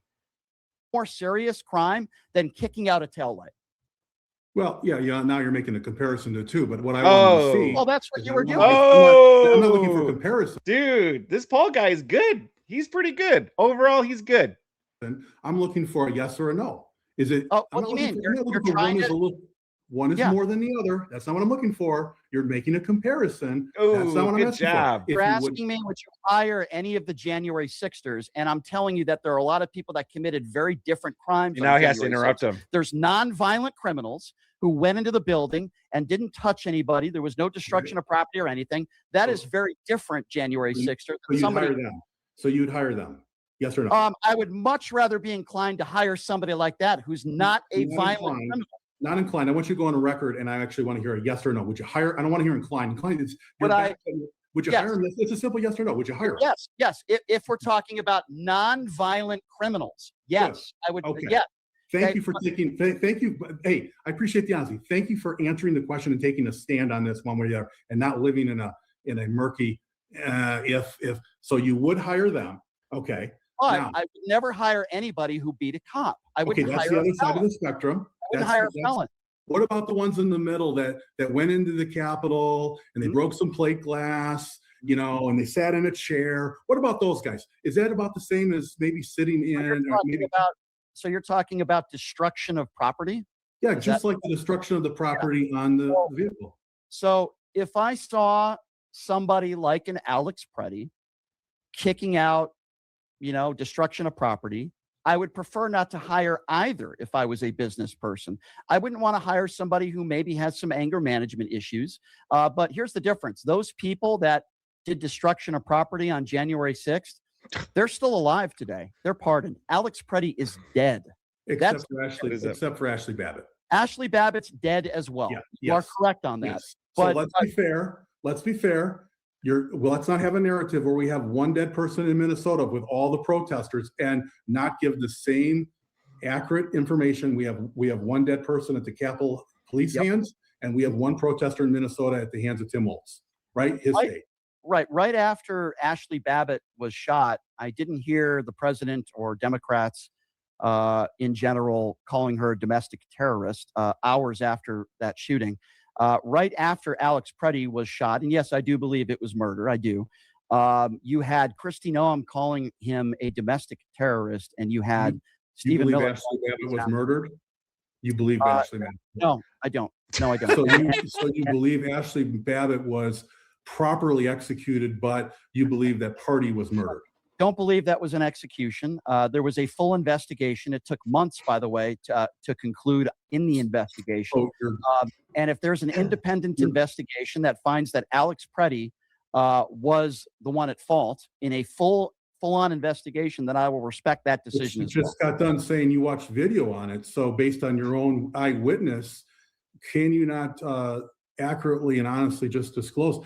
You're saying that you don't believe party you believe that was wrongful, but you think you're justifiable. The Capitol Police were justifiable to put Ashley Babbitt down in that situation. Well, it's not me that's saying that. It's a full investigation. I knew it. I that- knew he was that- going to say that. But I'm not. But we're asking you, though. We're asking you, Brian. Okay, independent of the investigation, what do you think about it? That's what he's trying to get at. See, he's such a weasel. He's such a fucking snake. He can't just answer the question. You know, that's how you know he's full of shit. About an investigation. You know, there's a thing called the Warren report when Who Killed Kennedy, and there's all kinds of investigations, and you know what they're worth? The paper that they're written on, maybe that. They're a crock of shit. I hate to say it. I'm just be honest with you. Not every investigation is. You don't think an officer involved shooting? You don't think there should be an investigation because you think? Oh, wow. What a stupid question you just asked me. I said it needs to be a fair investigation. So you don't think it was fair? Did I ever say that there should not be an investigation? What I just said, read my lips real slow so you can get it. I said investigations are Sir, I've been very respectful to you. There's no reason to listen, I'm disrespectful because what you're trying to do is put words in my mouth. I said investigations. Okay. I thought you made a generic term in regards to officer. I'm going to push back when people start trying to play games with the words that I speak. So anything involving Donald Trump, anything involving somebody on the right like Ashley Babbitt, you think it's a kangaroo? Don't say anything. Don't say anything. There you are playing games again. Never say anything with Ashley Babbitt investigation is not fair, right? Never say all. Never say anything. So you're not playing a game. So you're not playing a game when you say you never saw any police officers or Capitol police officers physically assaulted on January 6th, and you're saying I'm the one playing games here. Guess what, sir? I push back too. No, hold on a second. With respect. I push back. I push the limits. Okay, that's the name of this show. You see that? Pushing the limits. It's on the upper corner of the screen there. I push the limits here, bucko. So you better chill out, or else I'll shine the light coming off of my bald head in your eyes. Back too. Okay, I'm not stupid. I'm a pretty intelligent guy, and I think you're lying right now. Yeah, he's a pretty intelligent guy. He'll tell you. He'll tell you himself how intelligent and smart he is, and how successful he is, and who his friends are. Thank you very much, Taco, for the $5. I'm loving the pushback. Yeah, same here. Ba-dum-ba-ba-ba. I'm loving the pushback. Thank you very much, Taco, for the $5. So listen, do you guys want to keep going with this one, and maybe we could do the Constantine Kissin and Destiny debate tomorrow? Because I'm kind of enjoying this right now. I feel like Brian is this Paul guy is holding Brian's feet to the fire, and I'm thoroughly enjoying this. With respect, sir, I don't play games. When you say you didn't see any Capitol police officers beaten on January 6th, you are lying, Paul. You're lying to me right now. Just like you're saying, when you said why don't you be honest and admit that you were lying when you said no Capitol police officers? You haven't seen any video. You're lying. You're running for Congress. So don't play games with me. I push back as well, Paul. I push back. When you start sentences with all and any time or anything, what you're deliberately trying to do is you're trying to create a black and white gotcha. And that's not an honest question. Paul, I asked you a question. Okay, well, you can answer it if you think it's not honest. You just said the 2020 election was stolen with no evidence of widespread voter fraud. Personal opinion. Why can't you? No, that's my personal opinion. Why can't you? And where's your evidence? You're running for Congress. Let me ask you a question. You called Joe Biden a bumbling idiot, right? You're on record as saying that. He's a bumbling idiot, right? I think most of America would probably agree with that. Is Donald Trump a bumbling idiot? No. He said you need ID to buy bread. He mixed up Iceland with Greenland. He said you need ID to buy bread. This is the guy who said Jeb Bush got us into the war in Iraq. This is the guy who said he defeated Barack. TDS is fully coming out. Mo rebuttal. I can't believe this. I've been doing debate all wrong. I should just state over and over how smart I am and how I push back. What do I feel I've been? Yes, Mo. Remember this for the next debate you have. State how you push back and how smart you are. You'll win in a landslide. Obama. Is Donald Trump a bumbling idiot? Can I get you on the record to please answer No, that? you Yes or can't. no? Well, you know what? You don't want to answer that. Paul. No, You don't want to he's answer not. No, he's not a bumbling idiot. He's not a bumbling idiot, but Joe Biden is. But Yeah. Donald Trump, the guy who bragged about Yeah. going into teenage girls' locker rooms, That's the not guy true. who's in the Epstein files thousands of times. You're a religious man. You can't be okay with that. The guy who is best Teenage friends girls? Was it teenage girls? Yes. Teenage? You're unaware of it, aren't you? You're ill-informed. Bragged about it. I'm going to educate you now. He bragged about it on the Howard Stern show. Paul, are you aware It wasn't that the the guy teen who you pageant. support bragged on the Howard Stern show about going into teenage pageant locker rooms without their permission? And several of those women have come forward and said, yes, that did happen. Donald Trump bragged about that on the Howard Stern show. So are you Yeah, I playing agree with games? that. Are you unaware of that? Yeah, so no, that's not true. It wasn't the teen pageant. It was the adult one that he bragged. He wasn't talking about the teen pageant. But again, Brian pushing his TDS lies again. It wasn't the teen pageant. I don't agree with that behavior. I didn't ask you if you agreed with it or not. Would you call that person a bumbling idiot who goes No, into teenage I don't. girls' locker rooms without their permission? No, I'm not going to agree with that behavior. That's not the right behavior. And I said very not early an on the broadcast, I said, you're trying to get me again to label somebody. I'm not going to play your little game. You labeled Joe Biden a bumbling idiot. You did it, not me. And Independent Brian, once again, sticking up for Joe Biden. Yeah, he's an independent, though, guys. He's not a Democrat. He's not a liberal. It just so happens he just agrees with everything they say. Taco for $2. Oh, here it comes. Yes, here it comes indeed. Full flare-up TDS mode right now. Let's go. I am here for it. and then you said, I'm And playing I don't games. believe, and I don't believe that Donald Trump deserves that label. Now you won't respect that. Why is Joe Biden a won't. bumbling idiot? All you have to do is you just need to look for it. You know it when you see it. He's Yeah, I mean, Brian calls Trump a bumbling idiot for calling Greenland Iceland, right? Oh, yeah, he calls Trump a bumbling idiot for that. But where's Joe Biden? Joe Biden literally was giving a speech and was calling out for a dead woman. Where is she at? Where's what's her face? I forgot her name. So where's what's her face at? Stand up. Where's she at? And she had been dead for years. She had been dead for fucking years, Brian. And he's in there calling for a dead woman. Where is she at? Stand up. It's all because of her, this woman. Give her applause. Where's she at? She'd been dead for years. The guy fucking fall down, not riding a bike, but standing over a bike. He fell over. He fucking fell upstairs. He said, oh yeah, national fire. I mean, Christ, dude. And you just ignore all of it because you're a Democrat fucking shill who claims to be independent. And instead you let's focus on how Trump called Greenland Iceland. Dude. specific. What has he done that would lead you to believe he's a bumbling idiot? It's not what I say. It's what a lot of other people have said, including the liberal media at times. You just have to know. Oh, yeah. Joe Biden turning to shake people's hands that weren't even there. Yeah. Oh, yeah. Let me shake your hand. Where'd he go? Where he at? You know, remember when the Easter Bunny had to save Joe Biden? Joe Biden, the Easter Bunny was like, no, right over here, President Joe Biden. And Joe Biden, oh, thank you very much, Easter Bunny. Like, geez, there's like countless examples of Joe Biden being a bumbling buffoon, a senile old buffoon. And again, independent, non-Democrat, non-liberal Brian Shapiro is just going to sweep and ignore all that and instead be like, oh, but Donald Trump, though, he called Greenland Iceland. The hell's up with that? Taco, thank you very much for the $2. Let's talk about Biden showering with his daughter. Oh, yeah. He doesn't believe the victim, Joe Biden's daughter there, huh? Doesn't believe the victim there. She's probably a lying bitch, according to Brian Shapiro. But we need to believe all the allegations against Donald Trump, though. Listen, This is America. Everybody has a right to their opinion. I didn't say you're you not don't willing have a to. right. You're not I willing to didn't say- respect mine. I didn't say you don't have a right to your opinion. Clearly you do, Paul. But when you make statements like that, you're running for Congress. You need to tell me reasons why you feel that way. And if you can't, then I think you're the one that's playing games. So I'll ask you again. Why is Joe Biden? What do you think about Kamala Harris? Is she a bumbling idiot too?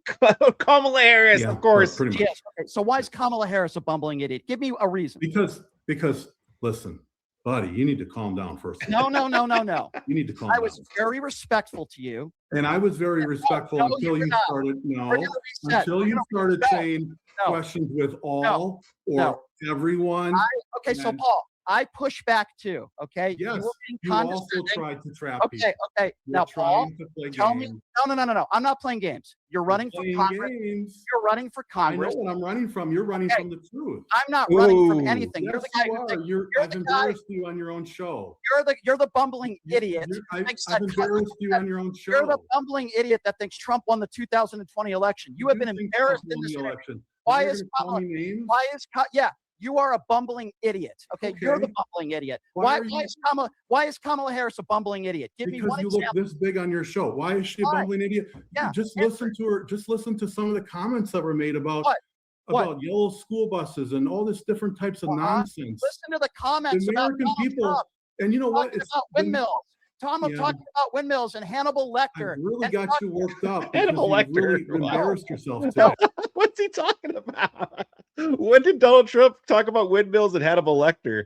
The only thing I've heard Donald Trump bring up is how the windmills killed like the birds, which I mean, that's true. The windmills do kill the birds. The birds fly, they get sucked up into them. I mean, that's a true statement. What did he say about windmills? And I gotta look this up. Stupid fucking Brian Shapiro, dude. It come out from TDS Weekly, printed by TDS Inc. Did Donald Trump make a comment about windmills and Hannibal Lecter?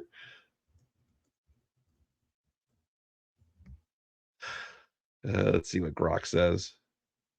No, Donald Trump did not make a single comment that directly linked or mentioned windmills and Hannibal Lecter together in the same statement. He has separately made repeated references to both topics during his rallies and speeches, but they are distinct tangents. Trump frequently brought up the fictional serial killer / cannibal from The Silence of the Lambs, played by Anthony Hopkins, in 2024 campaign speeches. He called them things like the late great Hannibal Lecter. What?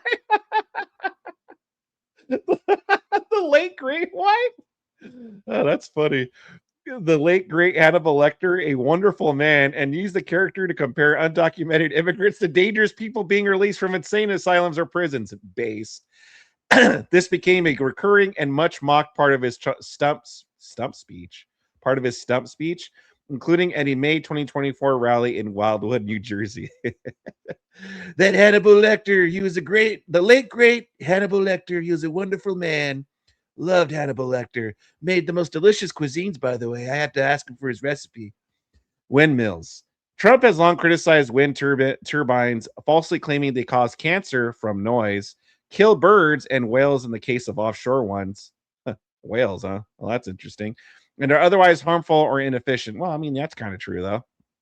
This is another frequent rally topic. The two topics appeared in the same rallies, but not combined in one comment. The idea of linking them often comes from critics, like a Kamala Harris ad video in 2024, pointing out how his speeches jump between unrelated, bizarre topics. So Brian Shapiro got this from a Kamala Harris ad campaign. Surprise, surprise. Pointing out how his speeches jump between unrelated, bizarre topics like fictional characters like Hannibal Lecter and windmills cause cancer, as examples of him going off on tangents instead of focusing on voter issues. I see. So that's where Brian Shapiro got this from. He got it from a Kamala Harris ad campaign. Makes a lot of sense. Makes a lot of sense that he just got it from freaking Democrat propaganda. The sound or wind coming off the windmills affects the whales and causes them to go into. Okay. Thank you very much for clarifying that, Postal Joe. I think. I mean, that's the only thing I could think of, to be honest. Because I mean, unless the whales are jumping out of the water into the windmills, I don't see how that would be possible. He should have said Hannibal built the windmills and that's why they cause cancer. Yeah. He actually used windmills to chop up the humans. It makes the meat much more tenderized.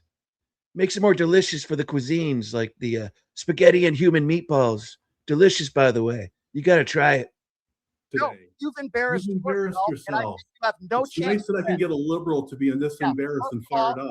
First of all, I didn't vote for Barack Obama. I didn't vote for Hillary Clinton. You have no idea what the hell you're talking You're about. getting awful red in the face. Did you have ties to Vladimir Putin, sir? No, You didn't. Okay. no. You did.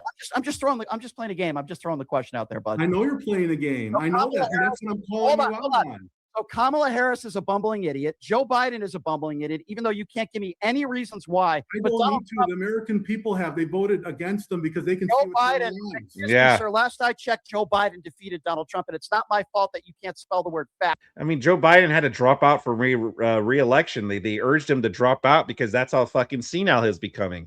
If he, like, how can he claim here that Donald Trump is more senile than Joe Biden? Joe Biden literally had to drop out of his re-election race because of how bad he was getting.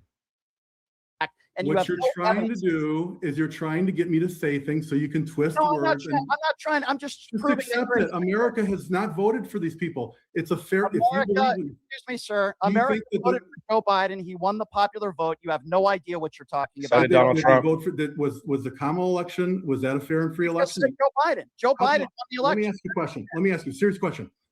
When Donald Trump won against Hillary, all we heard for years was Russia collusion and the election was stolen. So So how can who you said the election- say? Who Can said I, the can I, election can was I finish stolen? this? Can I Well, no, finish? no, because you just said something that's not true. Which Democrat official said the election was stolen? Hillary Clinton and the No, she didn't. No, she didn't. She Okay. conceded the next Well- day. She never said the election was stolen. I You're feel lying. like No, I feel she like everybody didn't. in media. Shut this I feel like buffoon there is down. a long. You are a What about buffoon. the You are Steele, lying man? on my Steele show. dossier. How quickly this escalated, man. All because this Paul guy pushed back because he saw what Brian Shapiro was trying to do. Look, fucking Brian, dude. This guy is such a fucking character. Did Hillary Clinton say that the 2016 election was stolen or implied it to be stolen? Because come on, we all know Hillary Clinton said that's where the whole Russian collusion came up with. It was Hillary Clinton. By the way, Grok says yes. Hillary Clinton has repeatedly implied and in some case directly stated that the 2016 election was stolen from her or that Donald Trump's presidency was illegitimate. I mean, yes, we all know it already, but it's nice to have this backup here, this confirmation from Russian interference, voter suppression, FBI actions, misogyny. Yes. Stupid fucking Brian, dude. How did it escalate? How did it get to this? Like now he's all yelling here. He's all fucking yelling at his guest. I'm going to go back a little bit. Can I Well, no, finish? no, because you just said something that's not true. Which Democrat official said the election was stolen? Hillary Clinton and the. No, she didn't. No, she didn't. She Okay. conceded the next Well- day. She never said the election was stolen. I You're feel lying. like No, I feel she like everybody didn't. in media. Shut this I feel like buffoon there is down. a You long. are a What about buffoon. the You are Steele, lying man? on my Steele show. dossier. Just said that Hillary Steele Clinton said the dossier. election was stolen. You are a liar. You're Oh, running really? for Congress in Texas, and you are a liar. You're not going to Well- lie on this show. You're the one that's embarrassing yourself. So when did Wow. Hillary Clinton say the election was stolen? When did she say that, sir? I think the entire media said that for about a No, year. no, no, What no, about no. the I'm Yeah. not Steele talking dossier? about the media. I'm Steele not talking. dossier. No, pot him down again. Not the media. You said Hillary Clinton said the election was stolen. Just Donald look it up. saying Just look the it up. I'm not. every Hey, day. I'm a dumb guy. I'm a dumb guy. So how can I already looked it up for you, Paul. And she did indeed say that the election was stolen. She implied it and directly said it. So, yes, fact check true, Paul. I provide you any Wrong, detail? and you're making things up. Yeah, Tell me yeah. when Hillary Clinton said the election was stolen. Tell me. You think I have? Yeah. Come on. Yeah, come on. exactly. Because you have no idea. You're being absurd. You're being I'm absurd. being absurd. Yeah. Pot this idiot down again. Hey, Patrick or Tegan or I don't know, whatever name it is you are today or whatever. I literally just read it that she's strictly Patrick, like, do you just tune out and then you just have selective hearing? I literally just read where she said that the 2016 election was stolen. We did this last week. Didn't we do this last week? Where I read something and you're like, no, she didn't say that, Kamala Harris. Then I watched the whole fucking video again. What the fuck is up with you? Are you too busy getting smashed by First Amender? You're freaking, you can't pay attention to shit. You're so you have afterglow or something. So what's up with you? What's up with you?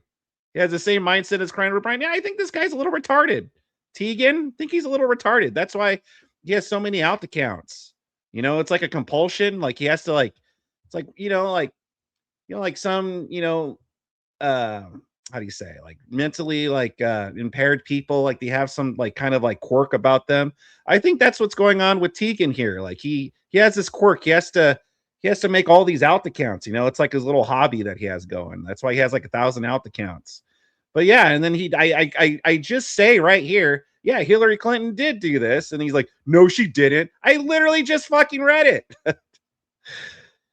Jeez. Again, you just said that Hillary Clinton said the election. So you're telling me that I'm not being absurd. I'm holding you to account because you're lying. No wonder why you went on. You're telling me that there was not a narrative that Donald Trump on the show with the guy. Yeah, I literally wrote imply and directly said, and Grok confirmed she did both. Did you not just hear that? Or are you too busy creating another alt account that you weren't paying attention, dummy? Russia. Because you're like Alex. Russia. You're being ridiculous. You're being ridiculous. I'm being ridiculous. So tell me, when did Hillary say the election was stolen? Russia. Tell me. I'm asking you now. News media said it. I didn't ask you about the news media. Tell me again. I didn't ask you about the news media. The question was, you said Hillary said the election was stolen. I'm now asking you for an 8th time. When did she say the election was stolen? Everybody said it. I didn't ask you about everybody. I didn't ask you about everybody. I'm now asking you for a 9th time. When did Hillary Clinton say the election was stolen? Just go on. Just go back and look. Just go back. And look. You're telling me that she didn't? Come on. She conceded, you buffoon. Now you're being disingenuous. I'm being disingenuous, but you make things up. You say Trump won the 2020 election. You claim you didn't see any officers beaten on January 6th. You are a buffoon. I wasn't there.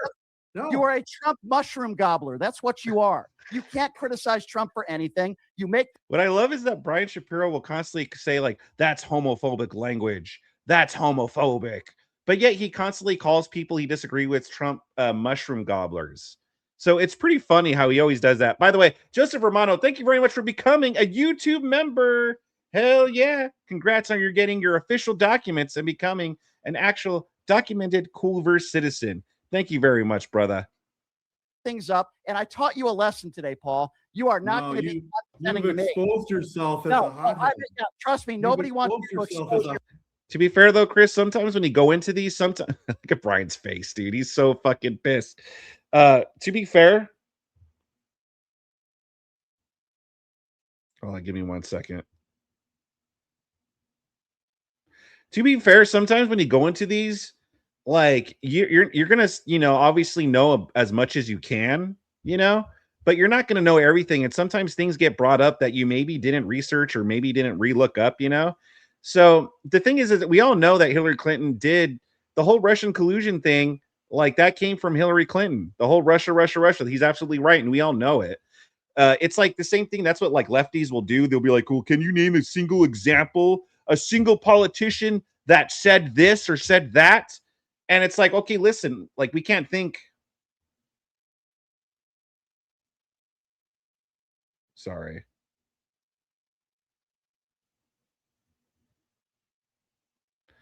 And we might not be able to have like a specific example, but we all know they said it, like the whole, do you want to kill grandma? Do you want to kill grandma during COVID? Like we all know they said it. We all have memories of them saying that narrative. Okay. But then lefties will be like, can you give me one specific example of someone saying that? It's like, okay, I can't think of one specific example, but we all know they said that. Like we all, again, we didn't just come together and decide to pull something out of our ass one day and just make up and lie. Like, we all know they said it. And it's the same thing with the Hillary Clinton thing. We all know that she pushed this whole Russian collusion thing.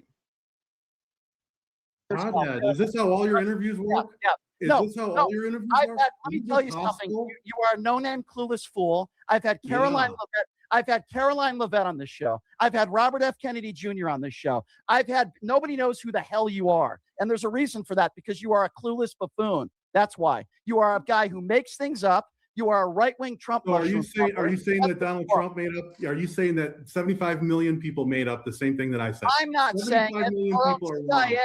Are you saying that? You are the one that 75 million people are wrong. I'll answer your question, Paul. Get the MAGA wax out of your ears, and I'll answer your question. Okay, Paul? Our own FBI and CIA said it. You are the one making the claim that you think the election was stolen. If you're going to make a claim like that, you have to provide evidence to show it. You have zero evidence to back up your lie that the election was stolen. And guess what, Paul? If Trump didn't lie about the election, January 6th doesn't happen. It doesn't happen. So now I'm going to ask you again, provide me any evidence of widespread voter fraud that could have changed the outcome of the 2020 election. Go ahead, Paul. That's a ridiculous question. You know that I'm not investigating it personally. So why would you say the election is stolen then, when you have no idea what the hell you're talking about and you have no evidence? Why does Donald Trump say it? Why? Well, what do you mean predisposed to disagree? Like they're just going to disagree with no matter what? Well, then what's it matter if he has a single example? Like, he's already brought up certain examples when Brian has asked for examples, and Brian still doesn't want to hear it. Brian didn't concede and go, oh, yeah, my bad. So if you're already admitting they're predisposed to disagree, then what's the use anyway, Chris? Like, what's the use then? 75 million people say it. Do they not have a voice? Why did Trump say it? Do people not deserve to have an opinion? I'll answer your question. Why does Trump say it? Because he can't admit he loses at anything. Because he's a narcissist. Because the guy lies about everything in his life. And he's a used car salesman idiot. That's why. And you support this guy. You support the guy who lies about everything. Well, Trump's an idiot. Why. But so if Trump says it, it must be true. So Trump's an idiot. You're saying the President of the United States is an idiot. Okay, I'll answer your question. You're saying Trump's an idiot. You just said that. Oh, yes, I do. You just said that. Yeah, I think Trump's an idiot, and he's a liable sexual abuser. He's a 34-count felon. Oh, yes, there I it is. Just said it, Paul. Trump is an idiot. He just said and I'm it. sick and tired of people that continue to curl themselves into a MAGA pretzel that keep defending him. People like you who play clueless. You think Trump won, and then when I ask you for evidence, oh, I don't know anything about that. I'm not investigating the election. Then don't say it was stolen. Then, you dummy. Don't say it was stolen. Yeah, well, it's about. No. Some evidence. Is this gravity? Is that gravity? Show me the evidence. Show me the evidence. Is this gravity? Yeah, there's scientific. You know it. There's you see it with your own eyes. Show me the gravity. Show me the evidence. What did you see with your own eyes? Tell me. What did you see? By the way, there's scientific evidence that we have gravity, you dope. Nice analogy. But okay. Go ahead. Give me. Yeah, there's actually scientists that show you the evidence that we have something called gravity, and we have space out there. I know. You're making my point for me. Tell me, why was the election stolen? You're the gravity denier. You're the gravity denier. Well, you're just an idiot. You're a gravity denier. Oh, you're an idiot. I'm making a point that. No, you're not. Pod this idiot. Pod this buffoon. Pod this Chris Farley 2.0 wannabe.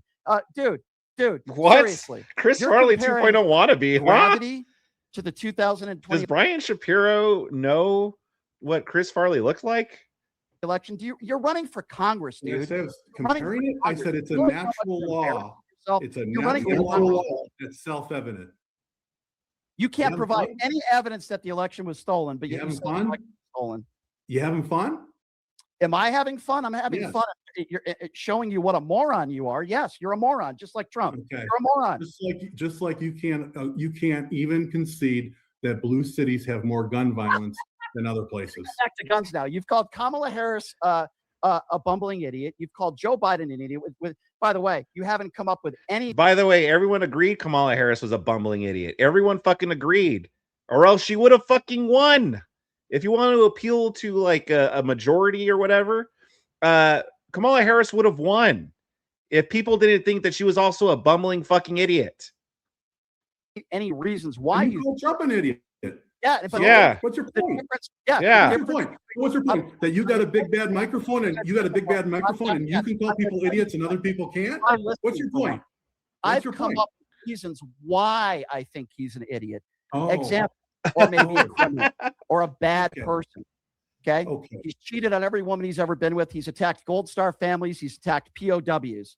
He's attacked people of color. He said, I did not want black people counting my money in Atlantic City. I want Jews counting my money. This is the guy that was sued thousands of times for discrimination lawsuits. This is the guy who continually lies about the 2020 election. Tell This me is what the you guy like that about Kamala and Joe that he Biden. disagrees Tell with. me what you So I like can about go on and on and give you reasons, Paul. Tell me I what you just like gave about that. you can't give me one reason why you think Kamala Harris is a bumbling idiot. Well, let me Don't tell think you she's something, Paul. competent. She is I a don't duly think she's elected attorney general. I'm not going to sit And here. someone of It's- herself passing the bar. Donald Trump was given a $500 million company from his clan daddy when he was a kid. Okay. He's never had to work an honest day in his life. He is a swindler, used car salesman, idiot. And Marco Rubio even said if he wasn't given a $500 million company, he'd be selling used gold watches in Manhattan. So those are, and by the way, Trump University, the crypto scandal, these are things that either you're not aware of or you're just too afraid because you're a coward and you have no way of admitting it.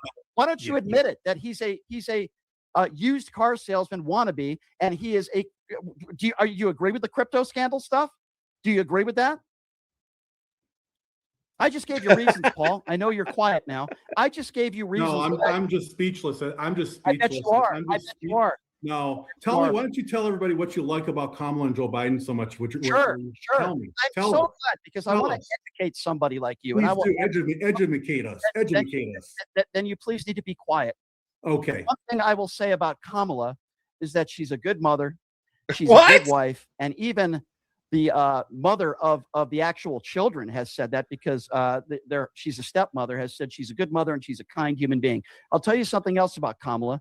No one's ever alleged that she's committed sexual assault. Donald Trump has 25 plus women that have accused him of sexual assault. Kamala Harris isn't in the Epstein files thousands of different times. Kamala Harris doesn't tell people to go back to their S-hole countries.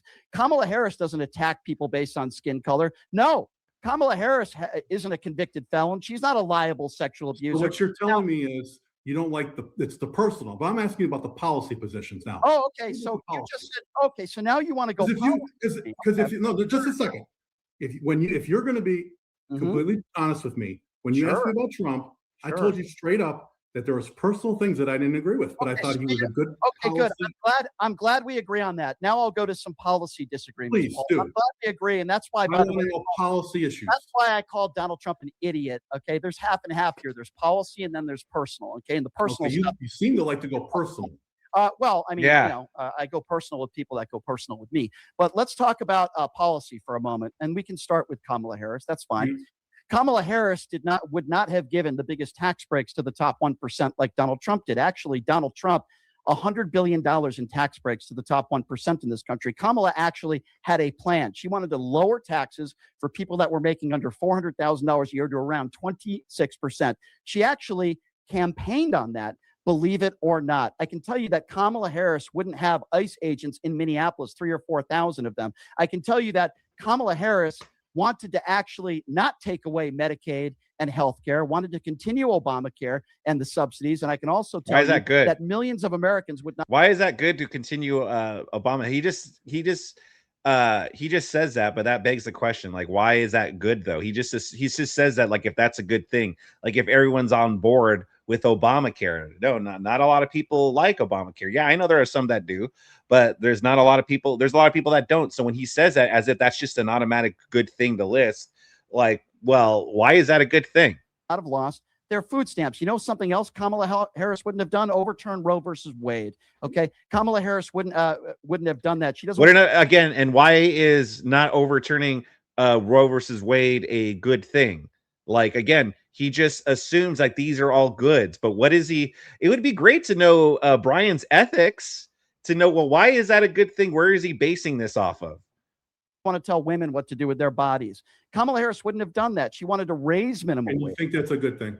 Yeah, So exactly. agree on that. I Yeah. don't think it's a good thing if a 13-year-old girl is raped, God forbid, and we force her to have that baby. Always the rape example. Always Yeah, exactly. That's the cheap ploy to go for the 13-year-old grape example. That's their go-to. They hide behind the 13-year-old grape victims. Okay. But the thing is when you ask them, like always ask them when they bring up the health of the mother question or the grape victim question, always ask them, okay, if we were to make special exceptions for grape victims or the health of the mother, but we outlawed great abortions for every other scenario, would you be fine with that? Most likely they always say no, I wouldn't be fine with it. It should just be a choice. So then it just disregard that then, because it doesn't matter if we allowed that or not. They want abortion for no matter what reason. They think women should have the choice no matter what. So don't let them hide behind grape victims. Don't let them hide behind health of the mothers. They don't care. They just hide behind that. rape. You guys are Always, yeah, because that's a part of always, it. Paul, yeah. do you think if you're a young, You're a cherry picker. I'm a cherry picker. You We're pick talking about- you see pick what- the elements when that you you put want to yourself- talk about to make when you yourself put look yourself- good. Okay, so first of all, I'm not trying to make myself look good. You're just making yourself look bad. That's a part of No, abortion. Your Okay, so face you would be want all to red tell, then. so you want to tell women, well, yeah, because I think you're a jerk. But you want to tell women what to do with their bodies, all women across the country, right, Paul? That's a stupid question right there. That's a I'm stupid asking question. You That call yourself pro-life? I want to tell. That's a stupid Call question. yourself pro-life? Are you That's a a stupid pro-lifer? question. I am pro-life. Gotcha. So if you're pro-life, then why do you want to take away food stamps, Medicare, welfare? Do you know that Kamala Harris? If you're pro-life, then how come you don't want to pay for everyone? If you're really pro-life, you would want all of your tax dollars to go to taking care of everybody if you were really pro-life. But since you're not, well, I don't believe you then.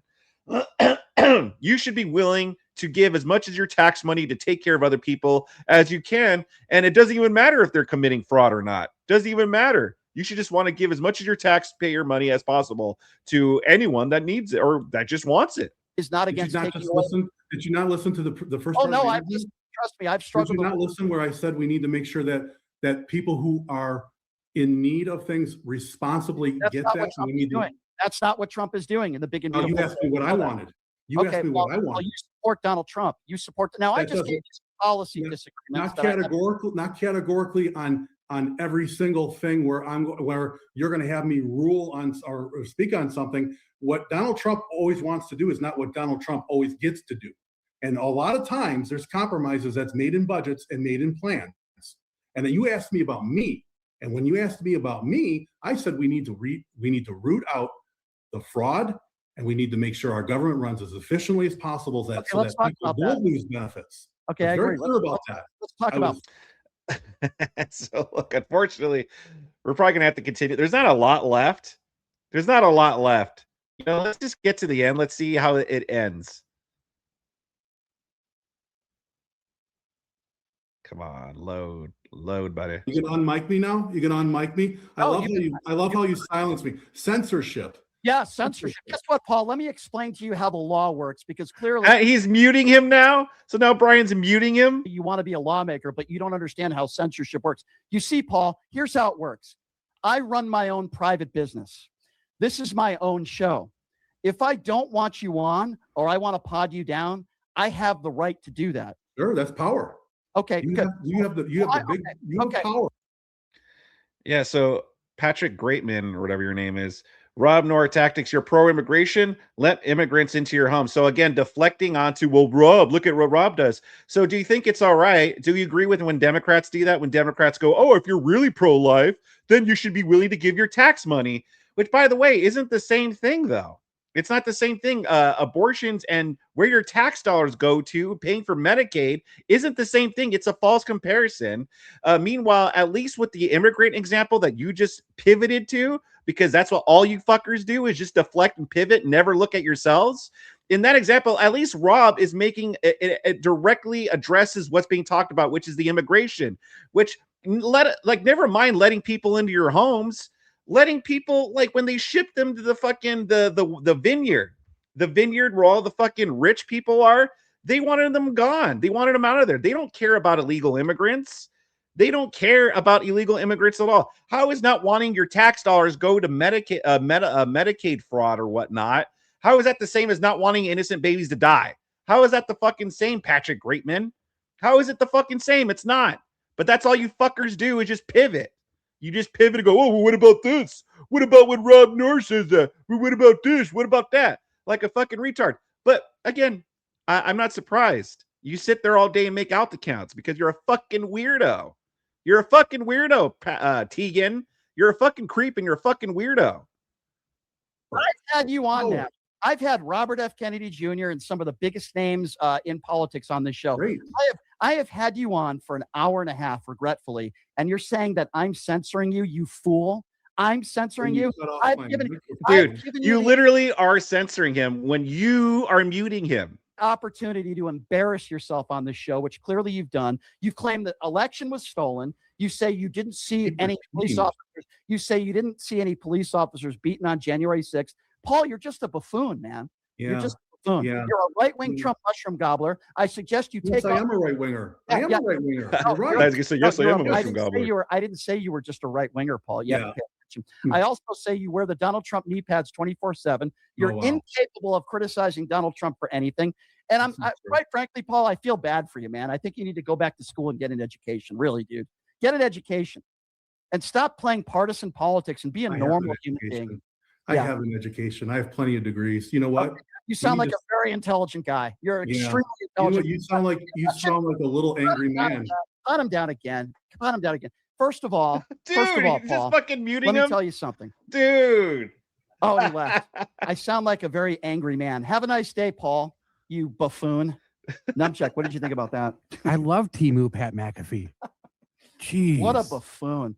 Let me tell you. What did you think about that sidekick? Thank you very much, Joseph Romano, for the $5. Got nothing to say, just wanting to help complete the goal. Thank you very much, brother. And also, thank you very much, Bat Fricker, for the $5. I think Brian Shapiro should travel to the ME, do his radio show in Tehran. Yeah, I know, right? He really should at this point. But thank you very much, Bat Fricker. And thank you guys. Hey, how come the goal isn't updated? Oh, it's because it came. Your super chats came after the goal ended. But thank you guys very much. I still consider it a W. We did complete the goal, no matter what the super chat goals says. Thank you very much, everybody. I'll open up the phone lines now, and I'm not going to take a break because I want you guys to chime in on that. The only reason why, and by the way, the number is 702-221-7283. I'm sure there's a lot of people that are going to want to chime in on this buffoon. 702-221-7283. And again, the number to call if you want to be a part of the conversation, 702-221-7283. And by the way, the people that got me this guy, I've been very respectful to the guests that they've had on my show. I've always been respectful to them. But the second this guy has started to be condescending and he started to, attack me and be condescending, I ain't putting up with that. 702-221. And of course, Brian acts like he's the victim here. 7283. And again, the number to call if you want to be a part of the conversation. 702-221-7283 is the number to call. In this interview, he said Trump won the 2020 election.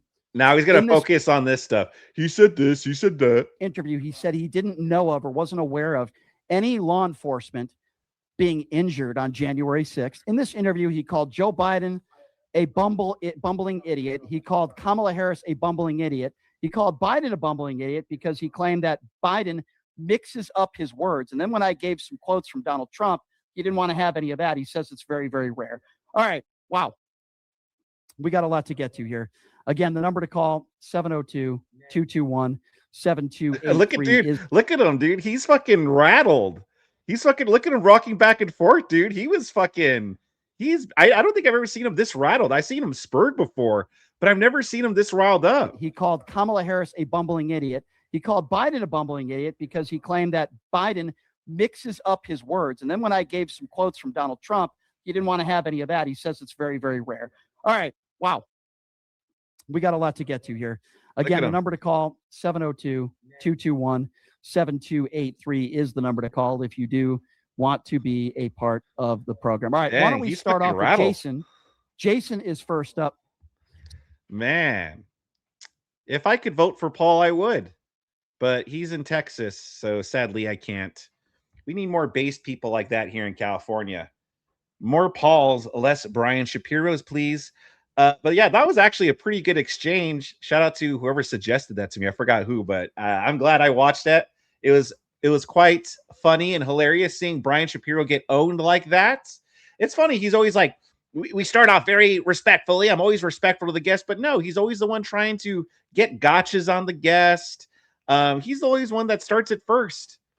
And then when he gets called out, he doesn't like it. And then he ends up muting them. So yeah, so much for pushing the limits there, Brian. So much for pushing the limits. But what did you guys think about that? Leave a comment in the comment section below. Subscribe to my channel if you enjoyed it. And I got some more videos on the screen that I think you'll enjoy. Hey, ladies and gentlemen, did you enjoy that video? I hope you did. If you did, make sure you like and subscribe, or else you're gay. I'm sorry, I don't make the rules. I'm just trying to save you from sin. Also, make sure you catch the Cool Stream live Mondays through Fridays right here on my YouTube channel. And make sure you follow me at any of these links down below for everything Cool Vic.